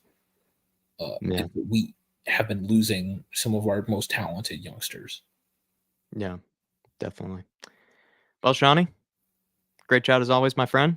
2 more have just popped in. I thought you were going to be the last guest, but gonna have to get through some more guests here. So I apologize. You're not going to be the closer, as I made you out to be. Well, But no, great that's chat, my okay. friend. It's good that everyone gets a chance to chat a little bit. And again, just other last final thing is, Dave, if you're watching or you end up seeing this, we're all What do you wishing recommend, well. lemon or lime? Neither. He needs some homemade soup. Okay, That's the ultimate cure all for any sickness. traditional. Nice. Chicken, beef. I don't think it even matters. It just needs to be homemade. Just needs to have some love in it. He needs the love and the quality from the Yeah. homemade soup. Alrighty. You heard him, Harris. Someone on it. Get some soup into you. You heard him. Alrighty, Sean. Great chat as always, my man. Take care. Have a good night. See you, man. Everybody, show Shawnee some love. Great chat as always. Thought he was going to be the closer, and I think he was doing a terrific job being that closer. But we actually have 2 other guests coming through last minute here, and we'll let them be the closers themselves. We're going on to Dermatron next, and then KPV lastly. That is going to be the last one, though, everybody. I made a call about 10, 15 minutes ago about kind of sort of last guests. And so if you have been holding on to the link, I got to go take care of my brother and everything like that. So please, everybody, I apologize. These are going to be the last 2 guests, but we're going to go on to Dermatron. Hey, Tron. How you doing, Jack? And I hope your brother's feeling all right, and I hope he feels better soon. And also to Dave, if you are watching, don't forget home soup. Just go for some poaching or hot toddy, one or the other. That will get you toddy. spot on. Dermot. He's trying to make him feel better, man. Not trying to get him, feeling sick again. No, give him a bit of poaching. He will be up. He'll be on his feet within 5 minutes. Has a bit of poaching in him. He'll be singing and dancing and everything. It's grand stuff. Dermot, I'm glad you're not taking care of him. I think he would be out, for another week, if you were taking care of him. But, at least you'd be keeping him entertained. That's for sure. You'd be keeping him entertained. Just give him plenty of energy drinks and punching. He'd be grand. He'd be on the street. Too many energy drinks, really, in his case. What do you think, Tron? What's going on this evening? What's on your mind, my man? Look, the takeover bid. Look, for me, do you give it any truth, or do you not really believe much in it? But what I'm hearing that Levy won't sell. But what I'm also hearing that Enoch may be looking to sell. because of what's happened in January with Joe Lewis with the trial. So it may be a case of them coming in buying 75% of Spurs and Levy keeping 25%. I think that could be, or there could be 100% takeover. Look, it depends if the money's right. If the money is there, Spurs will sell. Enoch and Levy will sell. Will it happen? I don't think so. I think there's other clubs that will go to, West Ham, probably teams like that. Look, I would love the Qataris to buy us, have a massive war chest, and see can we go at the Man Cities and Liverpools and Arsenals and Chelseas and really put them into a shade. But I don't think it will happen. I think if anyone comes in, it'll be 25-30% shares and then do it gradually. I can't see Levy selling just for the sake of selling. So you actually see him doing almost what Man United might be doing with Ratcliffe, right? Isn't that the case with Ratcliffe, that he's sort of going in with like an initial investment and then eventually he will be the majority owner? But if Levy were to accept a takeover, you see him doing it in that sort of method. I do. Levy like a gradual takeover. Yeah, Levy won't let Tottenham go. Not. He will not unless the offer is so ridiculous. So ridiculous and too good to turn down. Which Qataris probably could. They probably could put in a $5 million bid for Tottenham. Yeah, that's what I was a little scared when I saw the $5 billion. I was like, that's around his evaluation. Yeah, I mean, if you're Daniel Levy and you get a $5 billion bid and you only pay $21 million for the club, you're considering how much money he's invested into the team in terms of stadium costs and all that, right? He earns it all back immediately. Yeah, and look, a lot of people moan about Levy, and rightly so, and we all do. We all got our problems with him. But off the field, he's got our team. He's got the finances, and off the field, so spot on.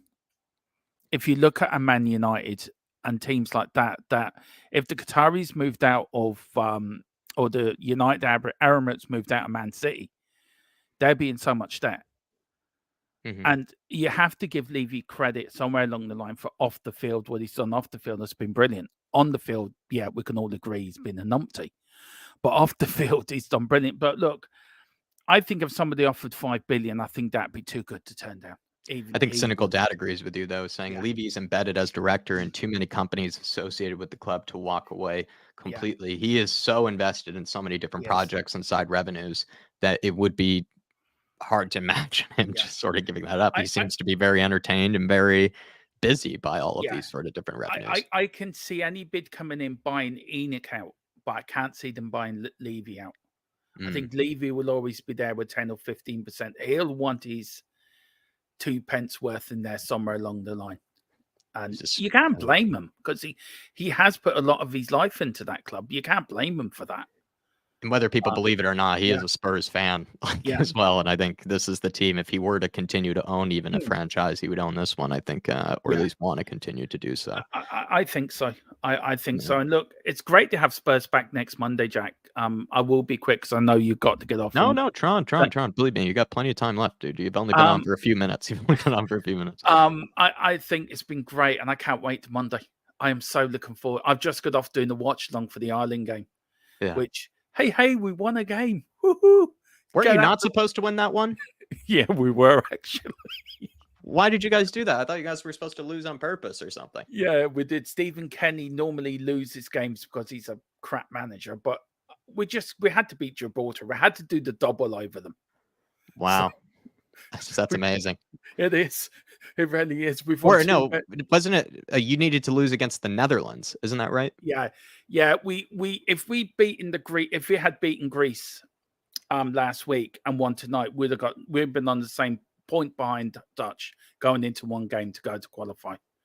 But because we lost against Holland, we lost against Greece, we're sort of battling for pride now. So 4-0 against Gibraltar, which is. It is what it is, but bring back Ange Ball. I've missed it so much. We are so spoilt rotten with Ange Ball, and I can't wait. And Manager of the Month again, and Sunny Player of the Month. I am over deserved. The Did someone in the chat mentioned that a different manager deserved it? I'm trying to think who that was, and I forget who brought that up. there's been a lot of good managers this month, but I think he does deserve it. He deserves I it think too. for the way he's doing it. And I don't think any Spurs manager has got back-to-back Manager of the Month awards that I can remember. I think the record he really broke, Dermot, was I don't believe any debut manager has ever won the Manager of the Month award 2 times in a row, like in their first season as a manager in the Premier League. I don't believe any manager has been able to do that, win it back to back like that. No, and look, for me, Postecoglou has been a godsend.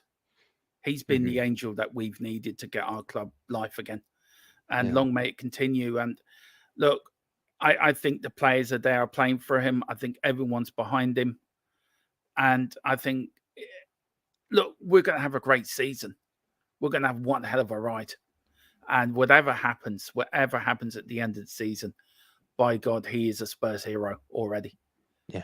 He really is. And fair play to him. And fair play to the players as well, from Maddox, Van der Ven, Vicario, all coming in and playing their part. And the players that are there, Højbjerg, I don't want Højbjerg to go. I'd like Højbjerg to stay as a squad player because I think he'd be great to bring on. And when he has come on, he's played brilliant. Basuma and Sarr. I mean, what would you bring in January, Dermot? I think we need a striker. Okay, tell me why. Because, look, you can always need a person up front that's going to get you 15, 20 goals a season.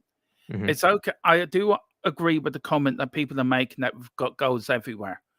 But if you're drawing 0-0 and they're misfiring, you need someone up there that can just give you a 1-0 win. A 1-0 win's better than a 3-0 win. I wouldn't go for Ivan Toney. Can you get a top striker in January? I think you can. I think there's a lot of them around, especially if they've got 6 months left in a contract and you offer them so much money. The club are going to be stupid to turn it down if they know it's going for free. Okay. In the summer. I mean, you've got a Vadovic that could be up for sale in January. Of course, there's Ivan Toney, which I wouldn't be happy to see at the club. I don't think Ivan Toney's. I just wouldn't trust him for what he's doing. And he's always said he supports Arsenal anyway. So if he wants to go to Arsenal, let him go. There's Evan Ferguson of Brighton. I think but that's not somebody you could get in January, right? No, it's not. So it depends who's available. I mean, January's a hard month to buy anyway. Yeah, we all know that. Yeah, but I think look, we're going to need probably a defender as well and a midfielder because we've got the African Nations Cup. Yeah, we've got Bentancur coming back, so that covers one. You've got Højbjerg, that probably carries another. We need a third one there to cover whatever, and we do need another centre back. Now, a lot of people said about Harry Maguire. Look, if it's the Harry Maguire from Leicester, I think, yeah, hell yeah, why not? The Harry Maguire from Manchester, my view on him is he was paid too much for him at Manchester United. The tag got to him, the captaincy got to him, and I think that affected him. But if you got like him as a backup to cover people, to cover Romero and Van der Ven, I think he'd be a good backup. Does he have the pace? That's why I don't think he does. I think he actually needs more pace to be able to play a high line. Yeah, I don't think he has the pace, but I think you're working on the line of having probably a Dyer come in if Dyer's still there as a backup. And I'd rather have a Harry Maguire as a backup than an Eric Dyer any day of the week. Yeah, almost take Phillips straight away over Phillips as well. And there's another young lad. We've got a good squad. This summer, a lot of people have turned around and said it was a good summer. This was a great transfer summer for us because we've bought for the future, but we've bought for now as well, and we've bought smartly.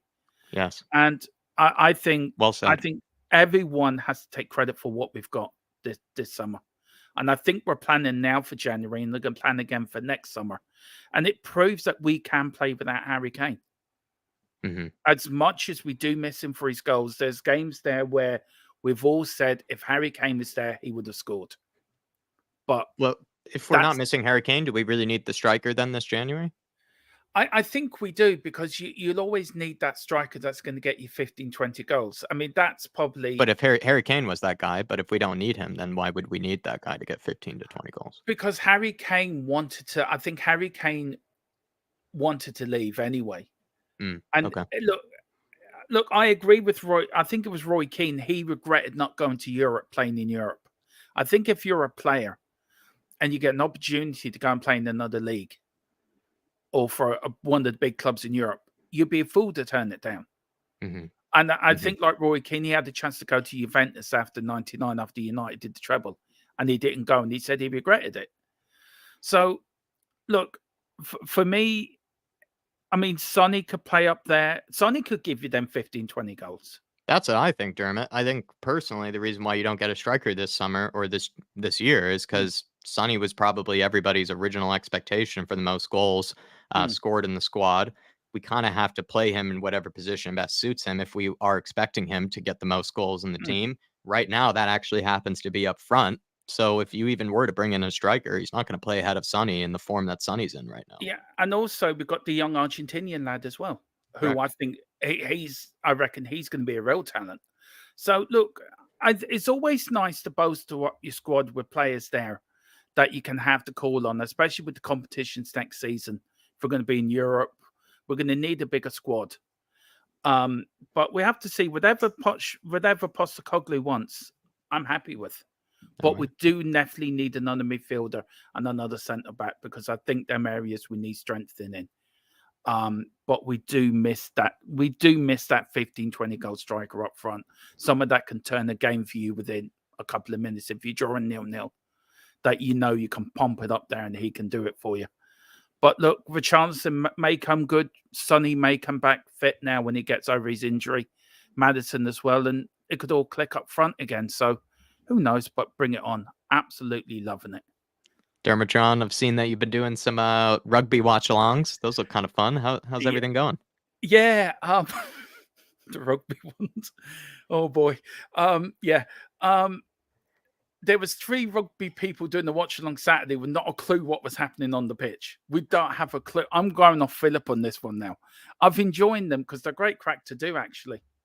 So we've followed Ireland all the way into the World Cup. Sadly, we lost against New Zealand.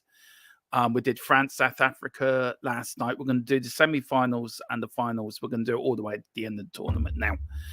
But got mad numbers for them. But yeah, we did the watch along tonight for the Ireland game and content tomorrow off. I'm gonna have a day off tomorrow, and then content then for Wednesday on was building up to the rugby, to the football on Monday, and we're going to start Formula One on our Formula One channel as well this weekend as well, just to get some content out on there. So yeah, busy time coming up for us over in THFC land.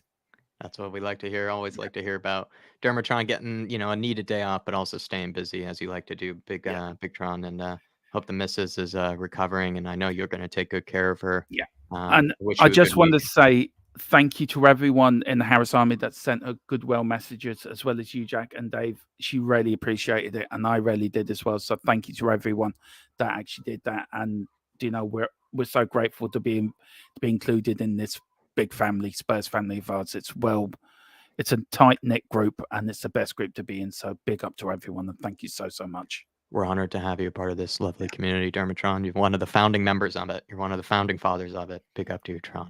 That Alrighty, makes me sir. feel very old. Thank you very much, Jack. Have a good night, my man. And I hope you have a good week. I hope you have a better week this week. Listen, we'll have a call up during the week. We'll have a catch up Please do. soon. So Please take do. care. All right. Alrighty. Take care. See you, Tron. Have a good night, See you brother. later. Come on. All Come right. on. Everybody, please, please, please, down there, THFC Till I Die, show that man some love. Like I brought up before with some of the people that we've had on, one of the founding fathers, one of the founding members of this sort of community over here. So please show the man some love because he deserves it. And as well, do keep his missus in your thoughts as well because, I think Tron, he does a great job taking care of others. And, he also has a lot going on in life. So please, everybody, show his channel some love, please. But let's go on to the last guest of the evening. He's back from the disco. Hey there, KPV. Hello. Dancing in the Jude Bellingham kit? It's Vinny Jr. Oh. Vinny Jr. You going to get a Bellingham kit at some stage for the disco? I hope so, but yeah, Vinny Jr. Back as well doing bits. So yeah, Bellingham's on fire for Madrid. So 10 goals in 10 games. The last person to do that was Cristiano Ronaldo, 2009-10 in first 10 games. So equal. But yeah, big game tomorrow. England, Italy. A chance to do the double over them and put and secure our place at the Euros. So yeah. So but What do you think, KPV was? Should there have been more Ange music at the disco? Maybe some more Robbie Williams? There probably would have been, yeah, should have been, but yeah, there was more other songs on than football. But yeah, just came back and seeing my wife and done something for me. She did, so I wish at her doing it. So Nice I of her. love her. Nice of her. I will see you on the 11th of December. That's when the next one is because they can't find the November date. So busy next month. So yeah, I'm gonna be busy. So Okay. excited for the yeah Derby game coming up. We've got Fulham on Monday, then well, Palace and Chelsea. So then we got West Ham as well, and then Wolves. So 4 London derbies.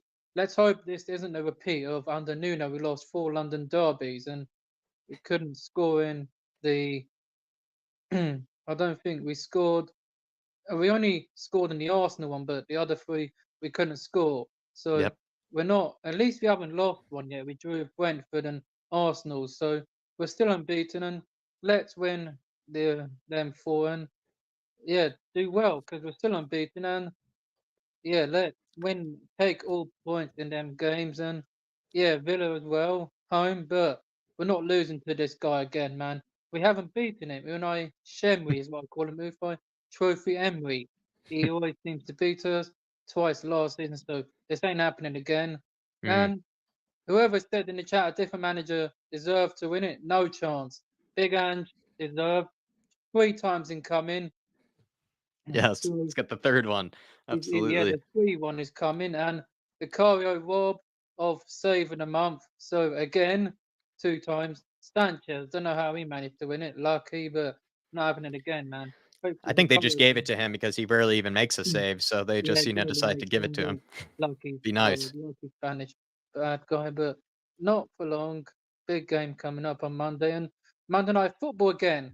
This is the second time we played him on Monday, like we did last season.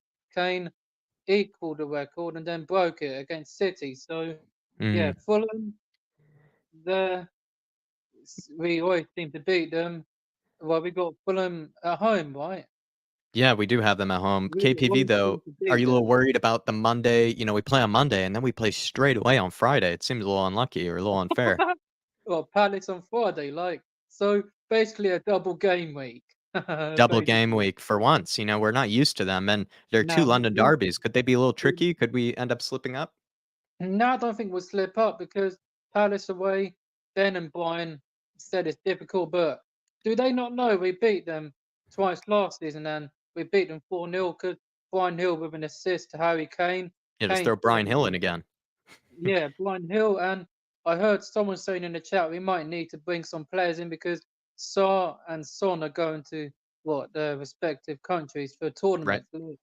I don't know about that. What's the tournament Son's going to? He's going to the Asian Cup, supposedly, which is Asian similar to Cup. the AFCON. Don't know. Like Richarlison ain't good in that position, so we Would you need sell him in January? Richarlison. Nah, man. If we get injuries, then. But I'd rather bring someone in. I don't know, like Dermot. Just so we're clear, Tony's actually a Liverpool fan, mate. So don't know why you bought Arsenal stuff. That's Zaha, mate. Would you Tony's take Tony? Liverpool. Would you take Tony?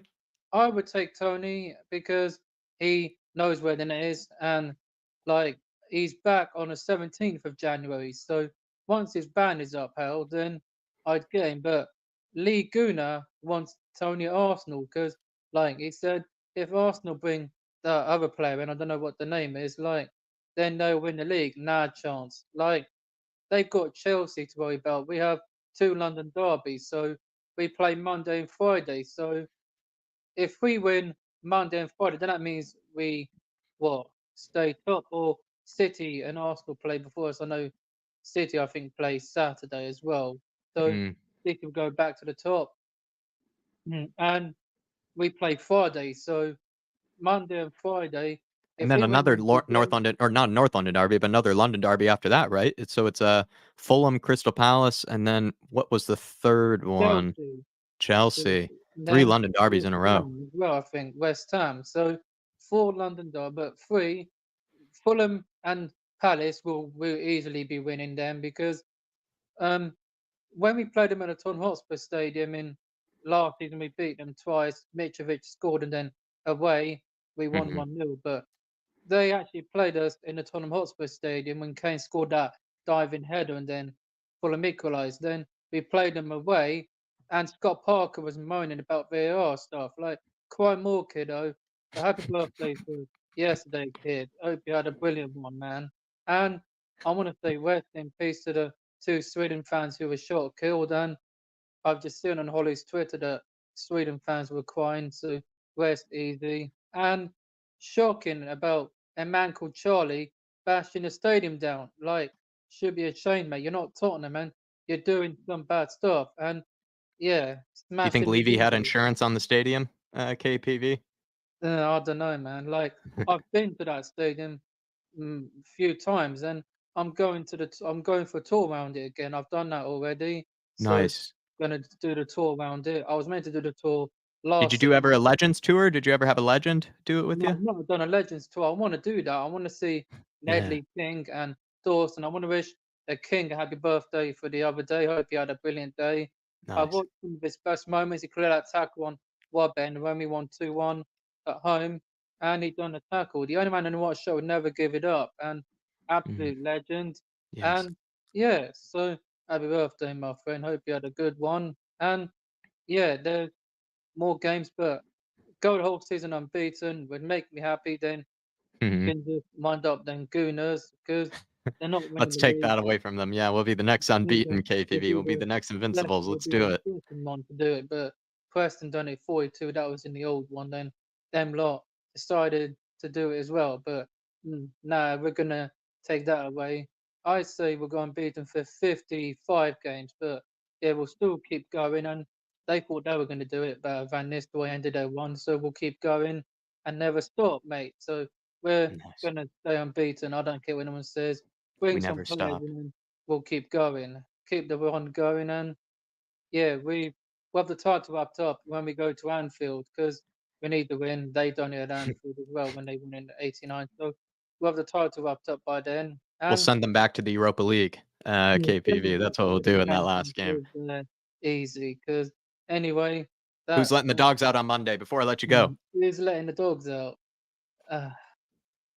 Is that against Fulham. Who's letting them out against Fulham? Yeah, I'd probably say David is. Get well soon, Nice. Dave, and get well soon to. What would you recommend to David, KPV? Some soup, some tea? What would you recommend? I'd recommend some pizza and the beers and yeah, a few other stuff to watch the game on Monday. And yeah, We're trying to get him better, KPV. We don't want him to get sick again.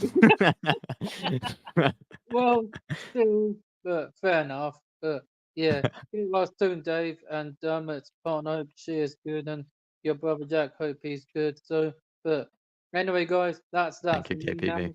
I'm off to watch Monday Night War, and then yeah, I'm gonna watch a few other stuff this weekend. The rugby, Nice then one. going out to my mate's birthday party. So I'm Nice out, one. people. So I'll see you all for the next one. And as Have a always, good one, KPV. Levy out. Big Andrew Trust me, never stop. We never stop. Have a good night, KPV. Great call as always, brother. Yeah. Big up to KPV.